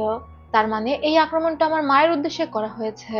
আর আমি রুমালটা ভালো করে চেক করে দেখেছি, এই রুমালটা আমার মায়ের না, হয়তো আমার মায়ের রুমালটা পরিবর্তন করে দেওয়া হয়েছে। নোবেল কনসার্ট মিয়াও তখন হানিয়ানের মায়ের দিকে তাকিয়ে বলে, যেহেতু তোমার রুমাল পাল্টে দেওয়া হয়েছে, মনে হচ্ছে তোমার ফ্যামিলির কেউই এটা করেছে। তুমি কি চাও আমি এই বিষয়টা নিয়ে ইনভেস্টিগেশন করি এবং অপরাধীকে শাস্তি দিই? এটা শুনেই তো ইউশান ভয় পেয়ে যায়। তবে হানিয়ানের মা বলে, যেহেতু এটা আমার পরিবারের বিষয়, তাই আমি চাচ্ছি না আপনি তাকে শাস্তি দিন। আমি আমার পরিবারের বিষয়টা সামলে নিব। এবার নোবেল কনসার্ট মিয়াও হানিয়ানকে তার কাছে ডেকে পাঠায়। সে হানিয়ানকে একটা পুরস্কার দিতে চায়। হানিয়ানের মা কেন যেন খুব ভয় পেয়ে যাচ্ছিল। হানিয়ান যখন নোবেল কনসার্ট মিয়াওয়ের কাছে যায়, সে তার নিজের হাতের একটা চুড়ি খুলে হানিয়ানকে দিয়ে দেয় আর বলে, যখন আমরা ইয়াং ছিলাম আমরা একটা প্রতিযোগিতায় অংশগ্রহণ করেছিলাম। সেখানে তোমার মা ইচ্ছা করে আমাকে জিতিয়ে দিয়েছিল, যার পুরস্কার ছিল এই চুড়িটা। আর এই চুড়িটা আজ আমি তোমাকে উপহার দিয়ে দিলাম, বলতে গেলে চুড়িটার আসল মালিকের কাছে ফেরত দিলাম। এখান থেকেই সিন কাট হয়। আমরা হানিয়ানের মা আর মিয়াওকে দেখি ভিতরে বসে চা খাচ্ছিল। হানিয়ানের মা নিজে হাতে মিয়াওকে চা বানিয়ে দেয় আর মিয়াও চা খেয়ে বলে, আগের মতোই তোমার চা বানানোর স্কিল পারফেক্ট আছে। হানিয়ানের মা তখন বলে, ওই চুড়িটা তুমি হানিয়ানকে কেন দিলে? আমার মনে হয় ওইটা কোনো পুরস্কার না, ওইটা একটা অভিশাপ। মিয়াও তখন অনেকটা রেগে বলে, এই অভিশাপই অনেক বছর আগে তুমি আমাকে দিয়েছিলে। আমি একসময় বুঝতে পেরেছিলাম তুমি সেদিন ইচ্ছা করে আমাকে জিতিয়ে দিয়েছিলে, যে কারণে আমি প্যালেসে বন্দী হয়ে গিয়েছি। আমার এই অবস্থার জন্য তুমি দায়ী।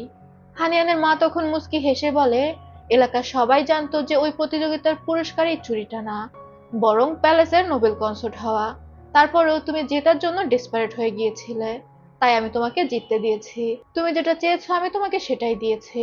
মিয়াও তখন বলে, একসময় আমি ভাবতাম তোমার পরিবার শেষ হয়ে গিয়েছে, তুমি নিজেও কিছুই করনি, ঘোড়া হয়ে সারা জীবন ঘরের মধ্যে কাটিয়ে দিয়েছো, কিন্তু অন্তত তোমার কাছে একজন মানুষ আছে যে তোমাকে বোঝে।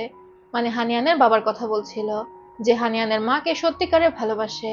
কিন্তু আজ আমি বুঝতে পারলাম তুমি এখনো সেই খাঁচা থেকে বের হতে পারোনি, এখনো বাঁচার জন্য স্ট্রাগল করে যাচ্ছ, যেমনটা আমি। মানে দুইজনের অবস্থা অনেকটা একই রকম ছিল। নোবেল কনসার্ট মিয়া ও প্যালেসে থেকে খুশি ছিল না, আর সে হানিয়ানের মায়ের অবস্থাটাও বুঝতে পারে। এরই মধ্যে একজন মেইড খবর দেয় বাইরে ইম্পেরিয়াল ডাক্তার এসেছে। দেখা যায় একজন মহিলা ডাক্তার সেখানে এসেছিল, যাকে নোবেল কনসার্ট মিয়াও খবর দিয়েছে। তখন নোবেল কনসার্ট মিয়াও বলে, আপনার আকুপাঞ্চার টেকনিকের কোনো তুলনা হয় না, আপনি একটু ওর পাটা চেক করে দেখুন ওর পা কি ঠিক হবে কিনা। হানিয়ানের মা ইতস্তত করছিল, কিন্তু ওই ডাক্তার জোর করে হানিয়ানের মায়ের পা পরীক্ষা করে, আর তারপর যেটা বলে সেটা শোনার জন্য কেউই প্রস্তুত ছিল না। ওই ডাক্তার জানায় হানিয়ানের মায়ের পা তো বহু আগে ঠিক হতে পারত, যদিও তার পায়ে অনেক আঘাত ছিল, কিন্তু ঠিকভাবে ট্রিটমেন্ট করলে একদমই ঠিক হয়ে যেত। এটা শুনে হানিয়ানের মা অবাক হয়ে যায়। সে বলে, আমার হাজবেন্ড তো বড় বড় ডাক্তার এনে দেখিয়েছে, আর সবাই জানিয়েছে যে আমার পা কখনো ঠিক হবে না। এই ডাক্তার তখন বলে, এই ব্যাপারে তো আমি কিছু বলতে পারবো না, তবে হয় আপনার ডাক্তার আপনাকে মিথ্যা বলেছে, না হলে আপনার হাজবেন্ড। হানিয়ানের মা বুঝতে পারে হানিয়ানের বাবা ইচ্ছা করে তাকে এত বছর পঙ্গু করে রেখেছে, আর এই জিনিসটা বুঝতে পেরে হানিয়ানের মা প্রচন্ড কান্না করতে থাকে। নোবেল কনসার্ট মিয়াও আর কোনো কথা না বলে উঠে যায়। তবে সে যাওয়ার সময় হানিয়ানের মাকে বলে, নেক্সট ইয়ার ল্যান্টেন ফেস্টিভ্যালের দিন আমি তোমাকে নিজের পায়ে দাঁড়ানো দেখতে চাই, যাতে তুমি আমাকে নীল ডাউন হয়ে গ্রেটিং করতে পারো। বুঝুন ওদের সম্পর্কটা কতটা দুষ্টু মিষ্টি ছিল। এটা বলে মিয়াও সেখান থেকে বের হয়ে যায়। তবে হানিয়ানের মা প্রচন্ড কান্না করতে থাকে। বেচারি এত বছর কত বড় একটা ভুলের মধ্যে ছিল, কতটা শাস্তির মধ্যে জীবন পার করেছে। এরপর আমাদের হানিয়ানকে দেখানো হয়, যে ইউশানকে বলছিল সে বুঝতে পেরেছে ইউশান তার মায়ের ক্ষতি করার জন্য এটা করেছে, তবে এবারের মতো সে ইউশানকে ছেড়ে দিচ্ছে। পরবর্তীতে আর কখনো যদি ইউশান হানিয়ানের মায়ের ক্ষতি করার চেষ্টা করে, তাহলে সে একদমই ইউশানকে ছাড়বে না। তবে ইউশান তো ইউশানই ছিল, সে স্বীকার করে না যে এই কাজটা সে করেছে, বরং সে হানিয়ানকে বলে, যাও, আজকের দিনে তুমি জিতে গিয়েছো। হানিয়ান তখন বলে, আমি তো কখনো তোমার সাথে কোনো কম্পিটিশনে নামিনি, সেখানে জেতা হারা অন্য বিষয়। ইউশান বলে, তুমি না জিততে চেয়েও আজ জিতে গিয়েছো। ও আসলে ইয়ানশির বিষয়ে বলছিল। ও হানিয়ানকে বলে, তুমি ভেবো না আমি তোমাকে ছেড়ে দেব, আমি মরতেও ভয় পাই না, তাও আমি তোমার কাছে হারবো না। এটা বলে সেখান থেকে চলে যায়। আবার আমাদের হানিয়ানের মাকে দেখানো হয়, যে বারান্দায় একা একা বসেছিল। তখন হানিয়ানের মায়ের কাছে মিনিস্টার আন আসে। সে হানিয়ানের মায়ের সাথে একটু কথা বলতে এসেছিল, তবে হানিয়ানের মা অনেকটা ইতস্তত বোধ করছিল। মিনিস্টার আন হানিয়ানের মাকে বলে, বহু বছর আগে আমি একটা গিফট বক্স তৈরি করেছিলাম একজনকে বিয়ের প্রস্তাব দেওয়ার জন্য, সাথে ছিল একটা ম্যারেজ প্রপোজালের লেটার। এটা বলে সে হানিয়ানের মায়ের দিকে একটা বক্স বাড়িয়ে দেয়। হানিয়ানের মা বক্সটা খুলে অবাক হয়ে যায়। বিয়ের প্রস্তাব দেওয়ার জন্য সমস্ত কিছু ওই বক্সে সাজানো ছিল, তবে মিনিস্টার আন সেটা হানিয়ানের মায়ের হাতে পৌঁছাতে পারেনি। মিনিস্টার আন হানিয়ানের মাকে বলে, এত বছর আমি এই বক্সটা যত্ন করে রেখে দিয়েছিলাম, অবশেষে আমি সেটা তাকে দিতে পেরেছি যার জন্য এটা তৈরি করেছিলাম। এখন আমার দায়িত্ব শেষ, আমার অনেকটা হালকা লাগছে।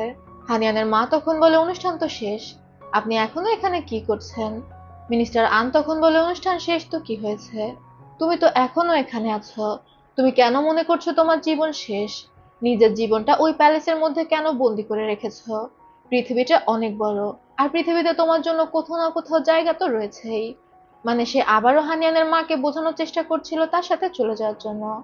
তবে হানিয়ানের মা এবার কোনো কথা বলে না, একদম চুপচাপ ছিল। মিনিস্টার আন তার কথা শেষ করে সেখান থেকে চলে যায়। তবে দূর থেকে হানিয়ান তাদেরকে দেখছিল। হানিয়ানের বেশ খারাপ লাগে। তখনই ইয়ানশি আসে হানিয়ানের কাছে। হানিয়ান ইয়ানশিকে ধন্যবাদ দেয় নোবেল কনসার্ট মিয়াওকে এখানে নিয়ে আসার জন্য। ইয়ানশি তখন বলে, আরে আমি তো তেমন কিছুই করিনি, নোবেল কনসার্ট মিয়াওয়ের ইউনুসের কানে আমি শুধু এটা তুলে দিয়েছিলাম তোমার মা ল্যান্টেন ফেস্টিভ্যালে আসছে, আর নোবেল কনসার্ট মিয়াও নিজে থেকে এখানে চলে এসেছে তার পুরনো বান্ধবীকে একবার দেখার জন্য। হানিয়ান তখন ইয়ানশিকে বলে, আজ আমি বুঝতে পারলাম আমার মা আর নোবেল কনসার্ট মিয়াও একই পথের যাত্রী। ইয়ানশি অবাক হয়ে বলে, কিভাবে? হানিয়ান তখন বলে, তাদের দুইজনেরই ভুল মানুষের সাথে বিয়ে হয়েছে। ইয়ানশি এবার হানিয়ানকে জিজ্ঞাসা করে, বিয়ে নিয়ে তোমার প্ল্যান কি, তুমি কি বিয়ে করতে চাও না? হানিয়ান তখন বলে, ছোটবেলা থেকে আমি অনেক কষ্ট করে বড় হয়েছি, তাই ভালোবাসা, বিয়ে নিয়ে স্বপ্ন দেখা আমার জন্য বিলাসিতা। আমি সবসময় একটা বাড়ি খুঁজেছি যেখানে আমার একটা পরিবার থাকবে এবং আমি নিশ্চিন্তে সেখানে জীবন কাটাতে পারবো, কেউ আমাকে ছোট করবে না বা বুলি করবে না। বিয়ে নিয়ে রোমান্টিক স্বপ্ন দেখার সাহস আমার নেই, বা আমি এমন কাউকে নিয়ে কখনো ভাবিনি যার সাথে আমি একসাথে বৃদ্ধ হতে চাই। শুধু আমার একটা নিরাপদ আশ্রয়স্থল হলেই হবে। এটা শুনে ইয়ানশি অবাক হয়ে বলে, তুমি কি সত্যি এমনই ভাবো? এরই মধ্যে অনেক সুন্দর বাজি পড়তে থাকে। হানিয়ান আর ইয়ানশি সেখানে দাঁড়িয়ে দাঁড়িয়ে বাজি পোড়া দেখছিল। হঠাৎই ইয়ানশি বলে ওঠে, তুমি যা চাও আমি তোমাকে সেটা দিতে পারি। হানিয়ান অবাক হয়ে ইয়ানশিকে বলে, কি বললে? ইয়ানশি তখন বলে, কিছু না, অনেক রাত হয়েছে, বাড়ি ফিরে যাও এবং রেস্ট করো। এটা বলে ইয়ানশি সেখান থেকে চলে যায়। হানিয়ান তো বুঝতেই পেরেছিল ইয়ানশি কি বলেছে। ও তখন মুচকি হাসে। এরপর আমাদের কয়েকদিন পরের দৃশ্য দেখানো হয়। নোবেল কনসার্ট মিয়াওয়ের কথায় সেই বিখ্যাত আকুপাঞ্চার স্পেশালিস্ট ডাক্তার হানিয়ানের মাকে আকুপাঞ্চার ট্রিটমেন্ট দিতে থাকে এবং তার পায়ের অবস্থা আস্তে আস্তে উন্নতি হচ্ছিল। যে পায়ে সে কোনোদিন কোনো বোধ শক্তি পেত না, আস্তে আস্তে সেই পায়ে ব্যথা অনুভব করতে শুরু করেছে।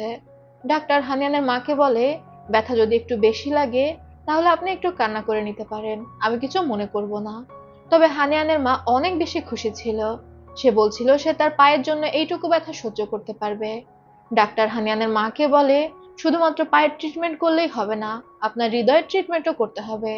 মনের মধ্যে থেকে সমস্ত রাগ ঘৃণা বাদ দিতে হবে, কারণ আপনার এই পায়ের অবস্থার জন্য আপনার মনের মধ্যে রাগ ঘৃণাও দায়ী। আপনার মেন্টাল কন্ডিশন ঠিক করতে হবে, সবকিছু ভুলে নিজেকে প্রাধান্য দিতে হবে।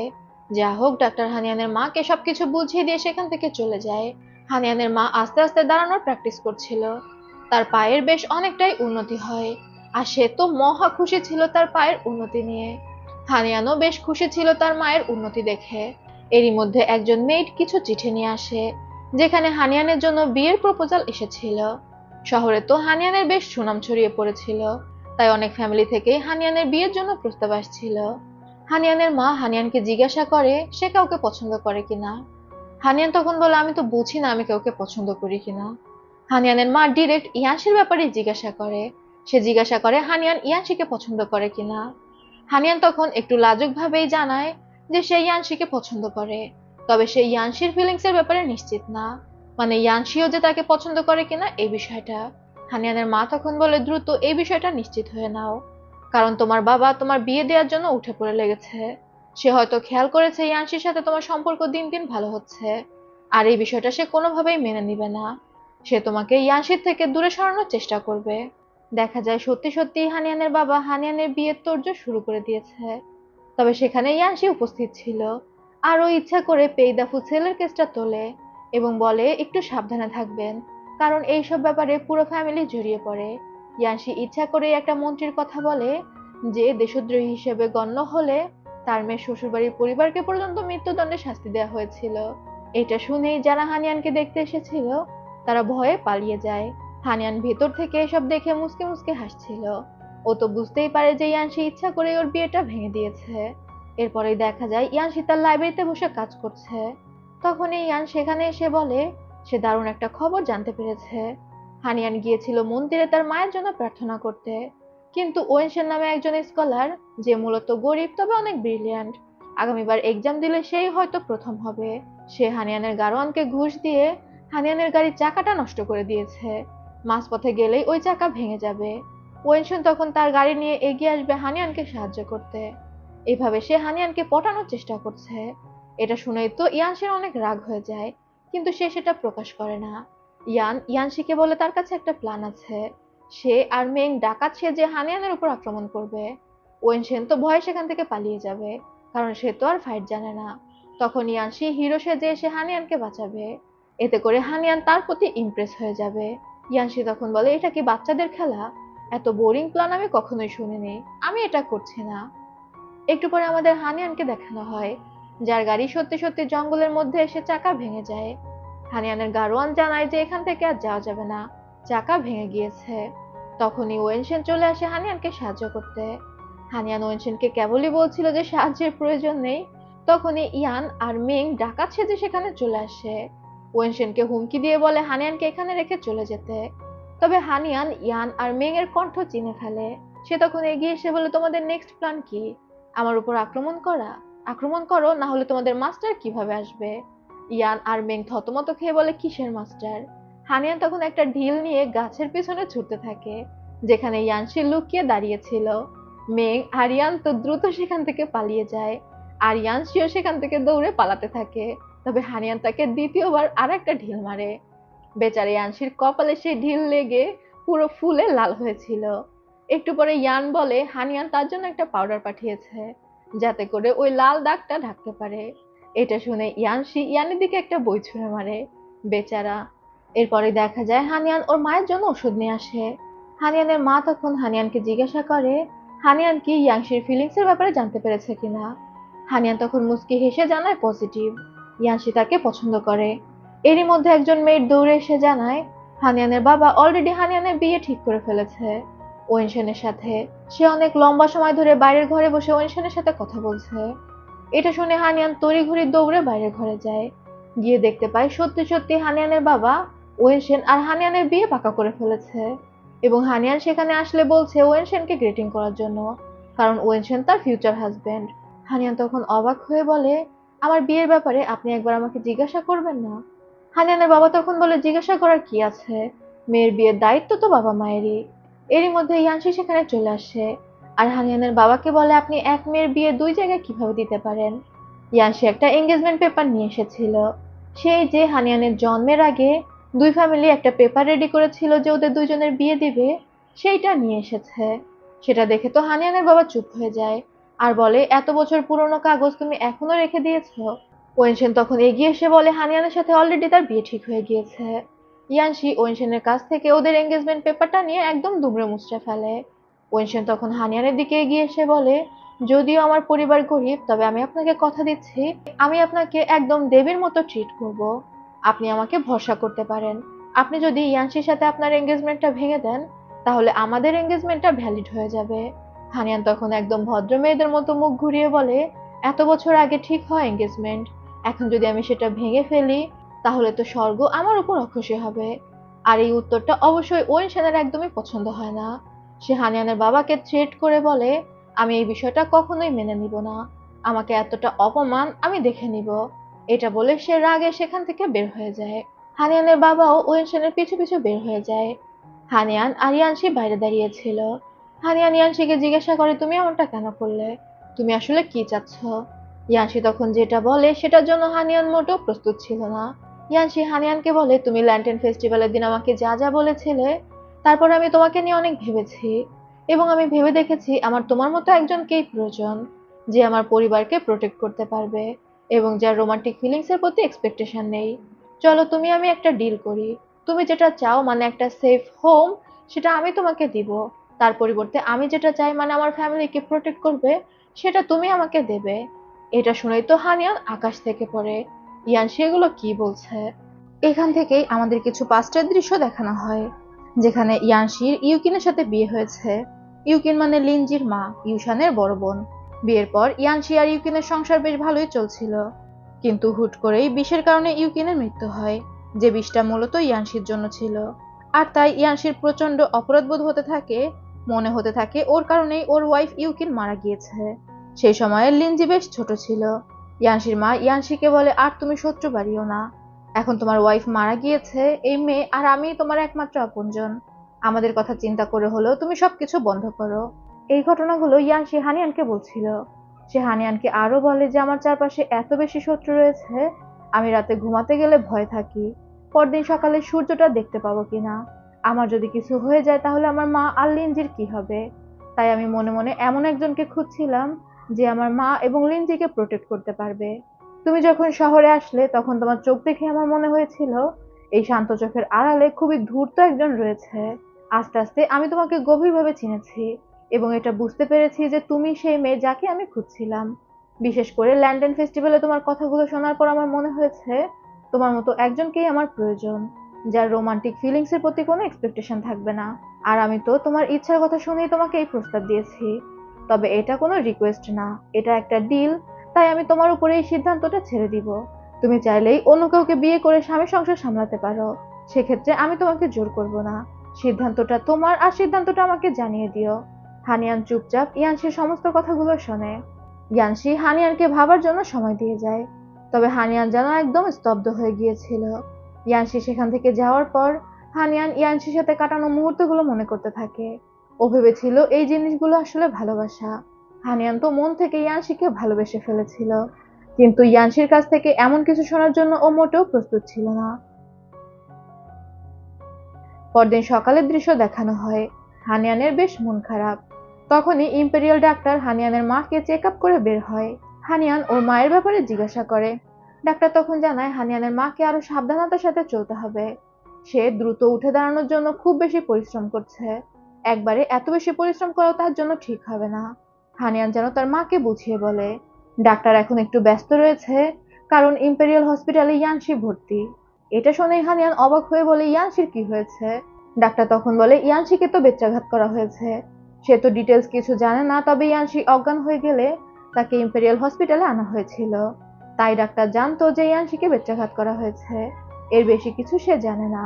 হানিয়ানের তখন মনে পড়ে যায় ল্যান্টেন ফেস্টিভ্যালের দিন সে ইয়ানশির পিঠে হাত দিলে ইয়ানশি ব্যথায় কুঁকড়ে উঠেছিল। এবার হানিয়ানের কাছে পুরো বিষয়টা ক্লিয়ার হয়ে যায়, কোথা থেকে ইয়ানশির পিঠে ব্যথা। এরপর আমাদের ইয়ানশিকে দেখানো হয় যে ডাক্তারের কাছে এসেছিল তার পিঠের ব্যান্ডেজ চেঞ্জ করার জন্য। ডাক্তার ইয়ানশিকে রেস্ট নেওয়ার জন্য বলছিল, কারণ ইয়ানশি তার শরীর নিয়ে অনেক বেশি অবহেলা করছে। ইয়ানশির সাথে সেখানে ইয়ানও উপস্থিত ছিল। গজ শেষ হয়ে যাওয়ায় ডাক্তার বাইরে যায় গজ আনতে। এরই মধ্যে হানিয়ান সেখানে চলে আসে। ইয়ান হানিয়ানকে খেয়াল করে, আর ও তখন ইচ্ছা করে ইয়ানশির ক্ষতটা হানিয়ানকে দেখিয়ে দেয়। মানে ইয়ানশিকে জানালার দিকে পিঠ করে বসতে বলে, যাতে হানিয়ান ইয়ানশির পিঠের ক্ষতগুলো দেখতে পায়। আর ক্ষতগুলো দেখেই তো হানিয়ানের পুরো বুক কেঁপে ওঠে। ইয়ান এবার ইয়ানশিকে জিজ্ঞাসা করে, আপনি তো মিস হানিয়ানকে ভালোবাসেন, তাহলে আপনি কেন তাকে ডিলের প্রস্তাব দিলেন? ইয়ানশি তখন বলে, উল্টোপাল্টা কিছু বলো না, আমার যেটা মনে হয়েছে আমি সেটা করেছি। আমি তাকে আমার ফ্যামিলি প্রোটেক্ট করার জন্যই চাই।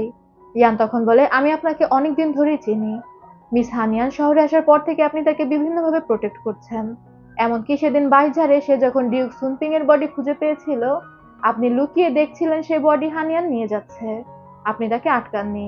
আপনি কিন্তু তখনও জানতেন যে এই বডি একবার যদি এক্সপোজ হয়ে যায় তাহলে সমস্ত দায় আপনার উপরে আসবে, আপনার চাকরি চলে যাবে এবং আপনাকে শাস্তি পেতে হবে। ইয়ানশি তখন বলে, তার পরিবার মরতে মরতে বেঁচেছে, সেটার জন্য কিছুটা হলেও আমি দায়ী ছিলাম। সে মনে প্রাণে চাচ্ছিল তার মাকে বাঁচাতে, তাই আমার শাস্তি হলেও আমি তাকে আটকাতে চাইনি। হানিয়ান দূর থেকে সবকিছুই শুনছিল। ইয়ান তখন বলে, তাহলে আপনি কেন স্বীকার করছেন না আপনি তাকে ভালোবাসেন? আপনার তার প্রতি ফিলিংস রয়েছে। ইয়ানশি এবার ইয়ানকে একটা ঝাড়ি মেরে দেয়। ইয়ান তখন বলে, ঠিক আছে, আপনি স্বীকার করতে না চাইলে করবেন না। ইয়ান রুম থেকে বের হয়ে যায়। ইয়ান যেহেতু রুম থেকে বের হচ্ছিল, হানিয়ান দ্রুত দৌড়ে সরে যেতে থাকে। আর সরে যাওয়ার সময় তার ধাক্কা লেগে কিছু একটা জিনিস পড়ে যায়। ইয়ানশি জানালার দিকে তাকালে হানিয়ানকে সরে যেতে দেখে, তবে হানিয়ান মনে করে যে ইয়ানশি তাকে দেখেনি। এবার আমাদের হানিয়ানের মাকে দেখানো হয়। সে এবার পুরোপুরি নিজের পায়ে ভর দিয়ে দাঁড়াতে পেরেছিল। হেঁটে হেঁটে তার রুম থেকে বাইরে এসে দাঁড়ায়।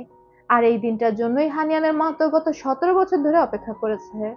হানিয়ান যখন ওর মাকে একা একা হেঁটে বাইরে যেতে দেখে, ও তো প্রচন্ড খুশি হয়ে যায়। দৌড়ে গিয়ে ওর মাকে জড়িয়ে ধরে। ন্যানি চেনও সেখানে চলে আসে। হানিয়ানের মা তখন খুশি হয়ে বলে, দেখো আমি সুস্থ হয়ে গিয়েছি, তুমি গত 17 বছর আমার দেখাশোনা করেছো, এবার আমি তোমাকে কথা দিচ্ছি তোমার বৃদ্ধ বয়সে আমি তোমার দেখাশোনা করব। ন্যানি চেন আবেগে কান্না করে ফেলে, আর তারপর তিনজন তিনজনকে জড়িয়ে ধরে। এরপরে দেখা যায় হানিয়ান ওর মাকে নিয়ে ভিতরে এসেছে। হানিয়ানের মা হানিয়ানকে জিজ্ঞাসা করে, তুমি কি সিদ্ধান্ত নিলে? তুমি কি এখানেই থেকে যাবে নাকি এখান থেকে চলে যাবে?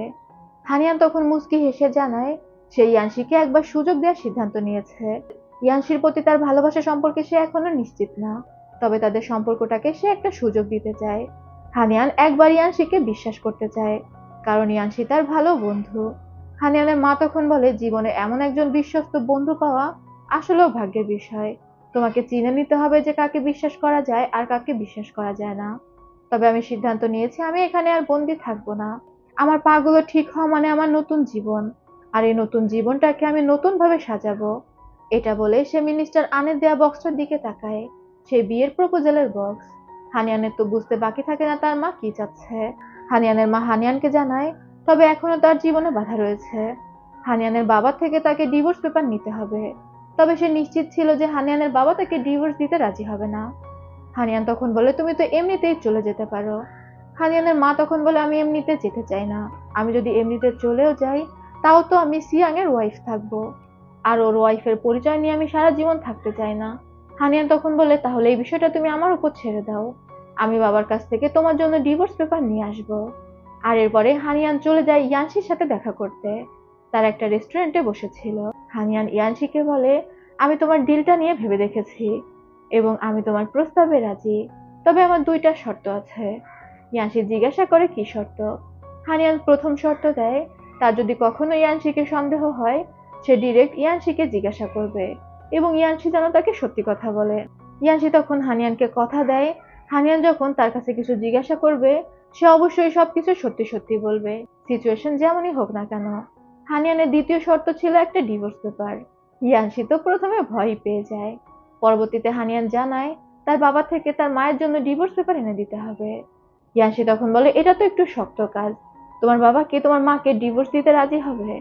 হানিয়ান তখন বলে, আমার বাবার সবচেয়ে বড় আতঙ্ক এখন পেইদাফুর পালিত সন্তান, মানে তার সামনে এই বিষয়টা তুললেই সে ভয় পেয়ে যায়। আর তার ভয়টাকে কাজে লাগিয়ে আমি আমার মায়ের ডিভোর্স পেপার আনতে চাই। ইয়ানশি তখন জানায় তারও মনে হয় হানিয়ানের বাবাই আসলে পেইদাফুর পালিত সন্তান, যেমনটা হানিয়ানের মাও মনে করত, কারণ ইয়ানশি একবার পেইদাফুর প্যালেসে নিমন্ত্রণে গিয়েছিল। সেখানে সে বিশেষ এক ধরনের স্যুপ টেস্ট করেছে, আর সেই সেম ডিশটাই সে হানিয়ানের বাড়িতেও খেয়েছিল নিউ ইয়ারের ফেস্টিভ্যালের দিন, যেটা হানিয়ানের বাবা তৈরি করেছে। এবং এই কারণেই ইয়ানশি মনে করত হানিয়ানের বাবাই পেইদাফুর পালিত সন্তান। হানিয়ান তখন বলে, তাহলে বাবাকে কিভাবে এই বিষয়টা স্বীকার করানো যায়? ইয়ানশি তখন প্ল্যান করে এই স্যুপের মধ্যে নোট লিখে হানিয়ানের বাবাকে দেবে। কারণ পেইদাফু এই স্যুপের মধ্যে থেকে একটা নোট বের করেছিল, যেটা ইয়ানশি পর্দার আড়াল থেকে খেয়াল করেছে। এবং প্ল্যান অনুযায়ী হানিয়ানের বাবার জন্য সেম একটা ডিশ তৈরি করা হয়। হানিয়ানের বাবা যখন ওই ডিশটা দেখে সে পুরো আটকে ওঠে, কারণ ওই ডিশটা সে ছাড়া আর কেউ তৈরি করে না। অথচ আজ বাড়িতে ওই ডিশটাই হয়েছিল। রুইনও জানতো না এই ডিশটা কেন তৈরি করা হয়েছে বা কে তৈরি করিয়েছে। হানিয়ানের বাবা তখন রুইনকে বলে সেখান থেকে চলে যেতে, আর সে ওই স্যুপের বাটিটার মধ্যে কিছু একটা খুঁজতে থাকে এবং খুঁজতে খুঁজতে সত্যি সত্যি একটা নোট পেয়ে যায়, যাতে লেখা ছিল পুরনো জায়গাতে দেখা করো। এরপর রাতের বেলার দৃশ্য দেখানো হয়।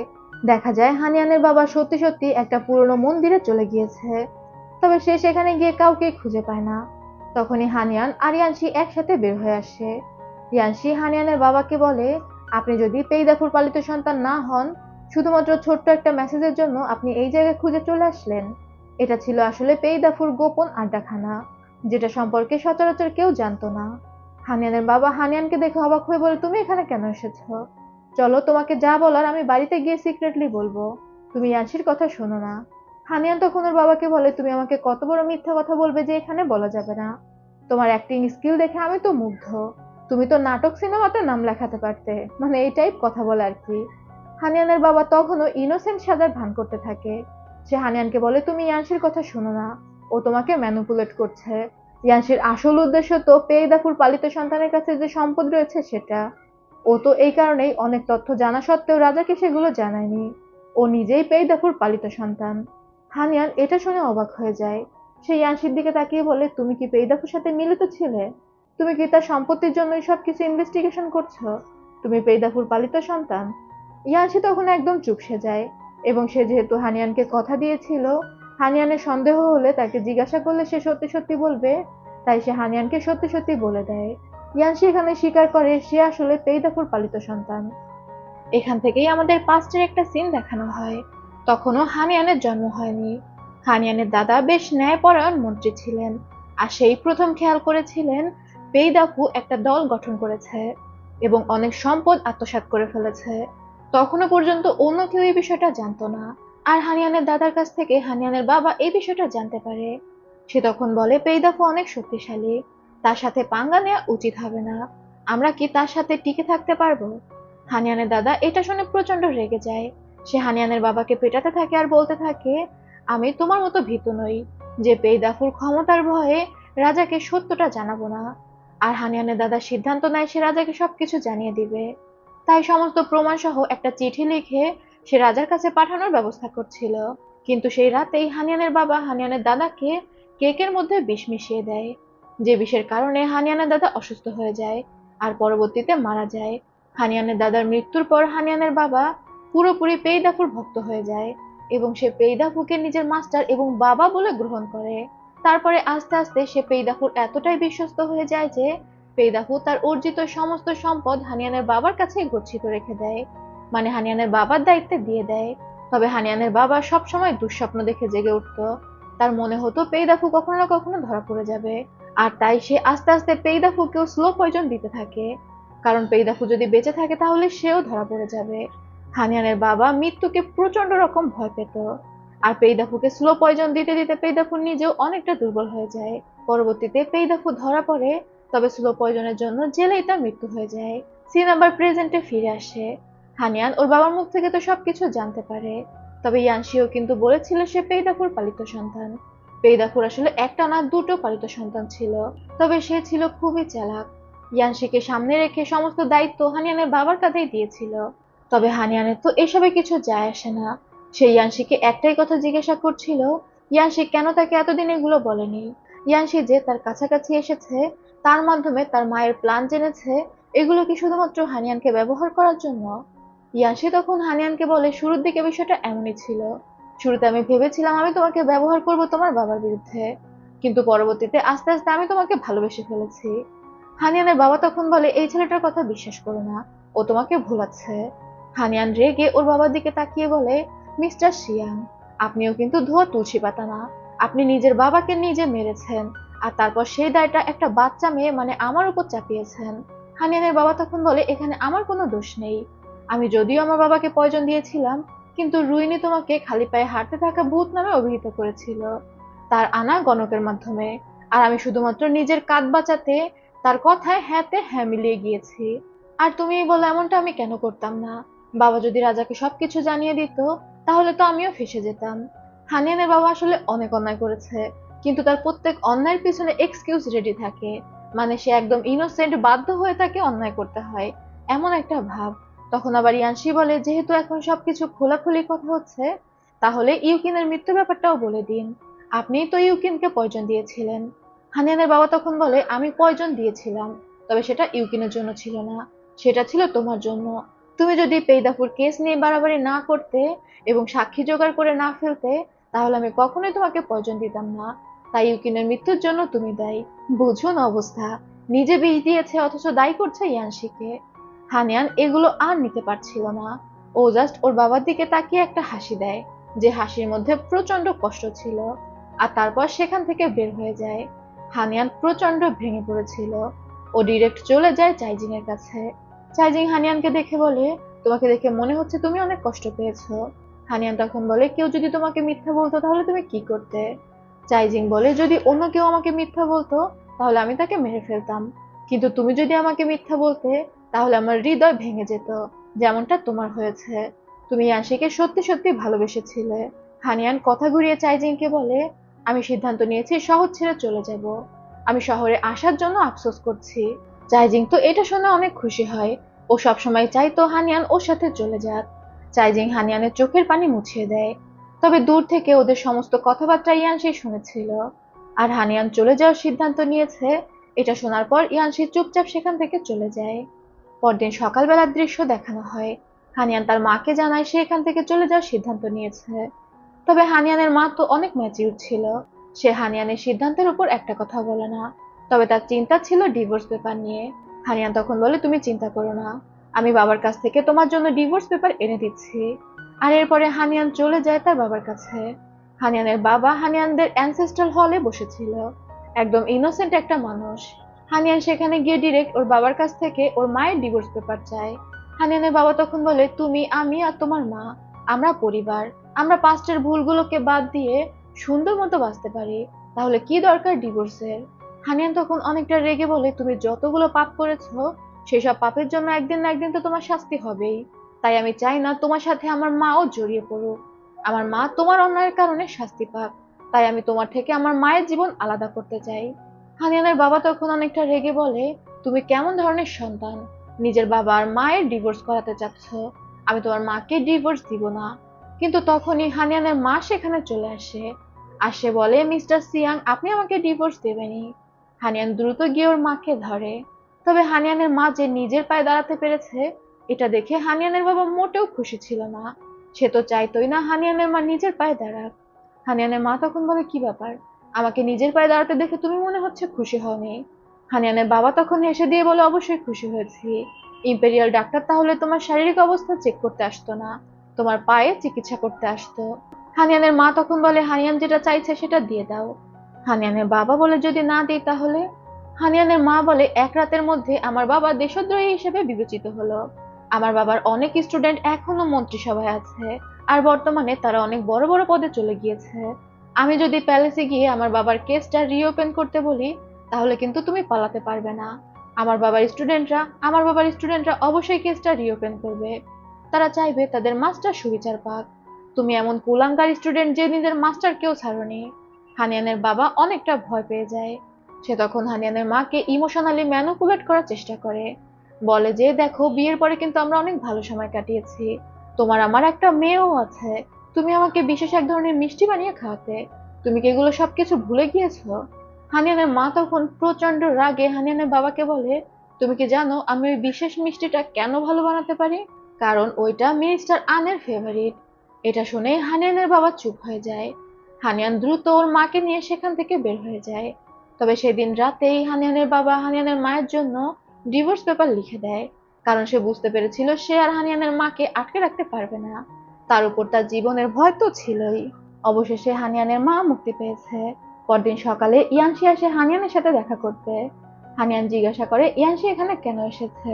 ইয়ানশি তখন জানায় সে শুধুমাত্র দুইটা কথা বলতে এসেছে, আর সেই কথা দুইটা ছিল, আই এম সরি। তবে হানিয়ান অনেকটা শক্ত হয়ে গিয়েছিল। সে আর কোনোভাবেই ইয়ানশিকে বিশ্বাস করতে পারছিল না। হানিয়ান সেখান থেকে চলে যাওয়ার সময় ইয়ানশিকে বলে, তোমার কি মনে হয় আমি আর কখনো তোমাকে বিশ্বাস করতে পারবো? ইয়ানশি তখন হানিয়ানকে বলে, তুমি চলে যাওয়ার সিদ্ধান্ত নিয়েছো, আর আমি তোমাকে আটকাবো না। আমি সবসময় চাইতাম তুমি মুক্ত ঘুড়ির মতো উড়ে বেড়াও, তবে তুমি আমাদের বিষয়টা আবারও ভেবে দেখতে পারতে। আমি তোমাকে মিথ্যা বলিনি, শুধুমাত্র কিছু কথা গোপন করেছি। তবে হানিয়ান এবার অনেকটা শক্ত হয়ে গিয়েছিল। সে ইয়ানশি থেকে বিদায় নিয়ে সেখান থেকে চলে যায়। আর এরপরেই হানিয়ান আর ওর মা পুরোপুরি রেডি হয়ে যায় প্যালেস থেকে বের হওয়ার জন্য। মিনিস্টার আন হানিয়ানের মাকে সাহায্য করছিল যেতে, কারণ তারা সিদ্ধান্ত নিয়েছিল আজই তারা বিয়ে করবে। এখান থেকে তারা যাচ্ছিল একটা রেস্টুরেন্টে তাদের বিয়ের রিচুয়াল কমপ্লিট করার জন্য।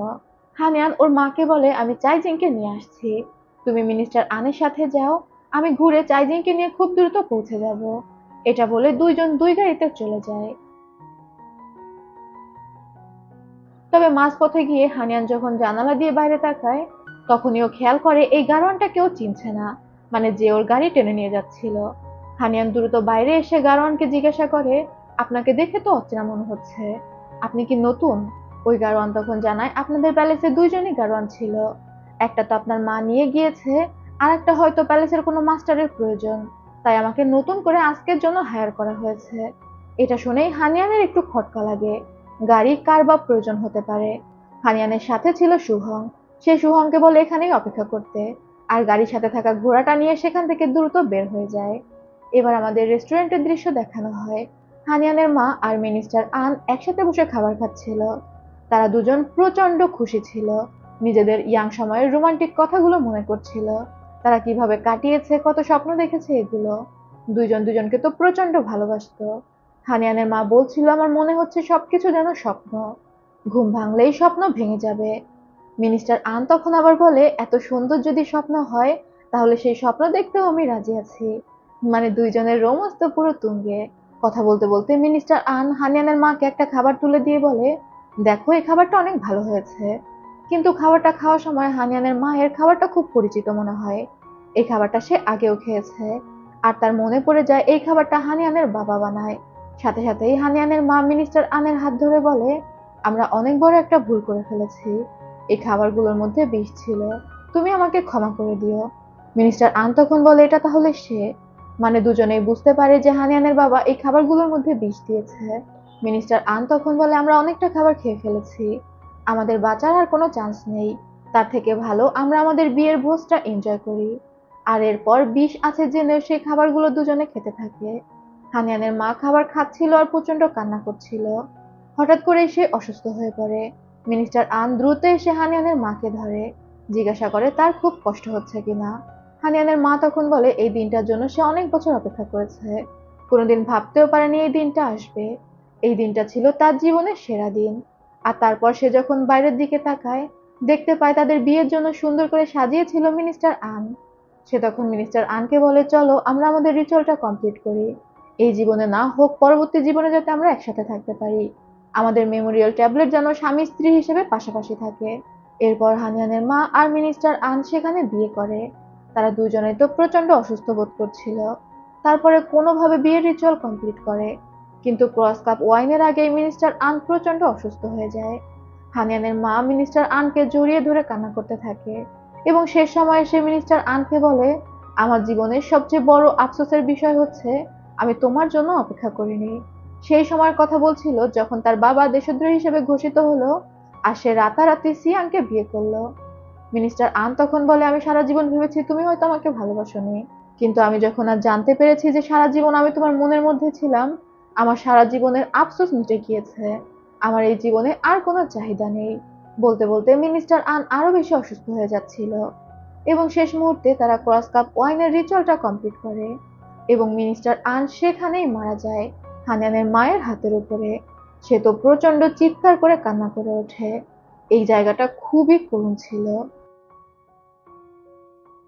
হানিয়ানের মা কোনোভাবে নিজেকে টেনে বাইরে নিয়ে আসছিল, তখনই সেখানে হানিয়ানের বাবা আসে। হানিয়ানের মা তো হানিয়ানের বাবাকে দেখে প্রচন্ড রাগে জিদে চিৎকার করে ওঠে।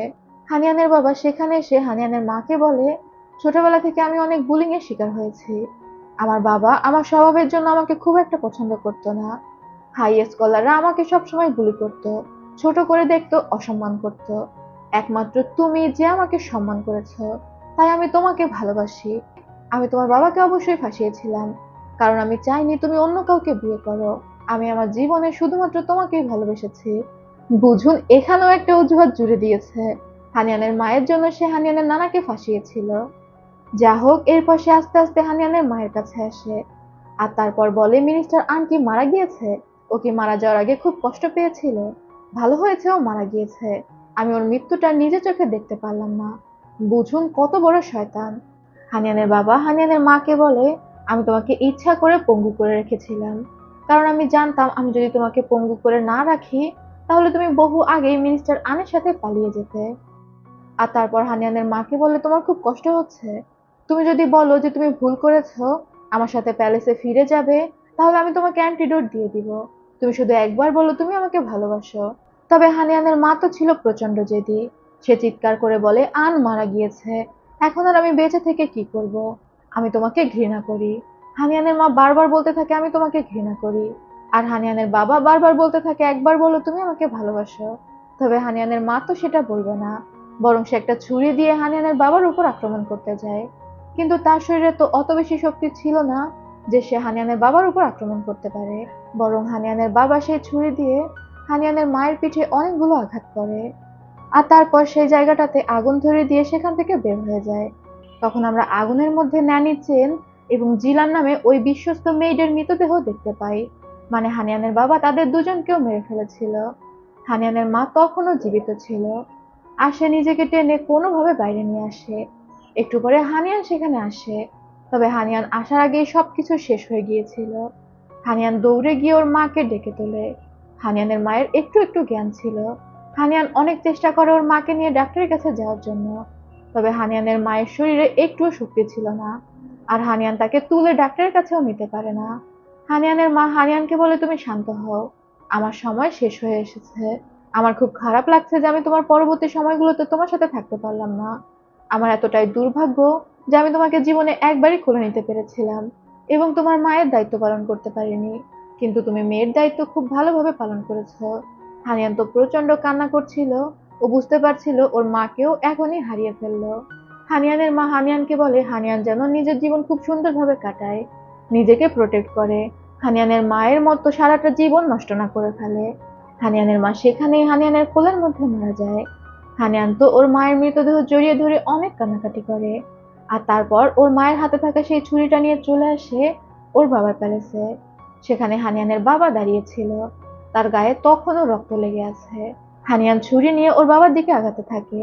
এখানেই যে আমার আজকের পর্ব শেষ করছি। কেমন লাগলো অবশ্যই কমেন্ট করে জানাতে ভুলবে না। আজ তবে যাচ্ছি, আল্লাহ হাফেজ।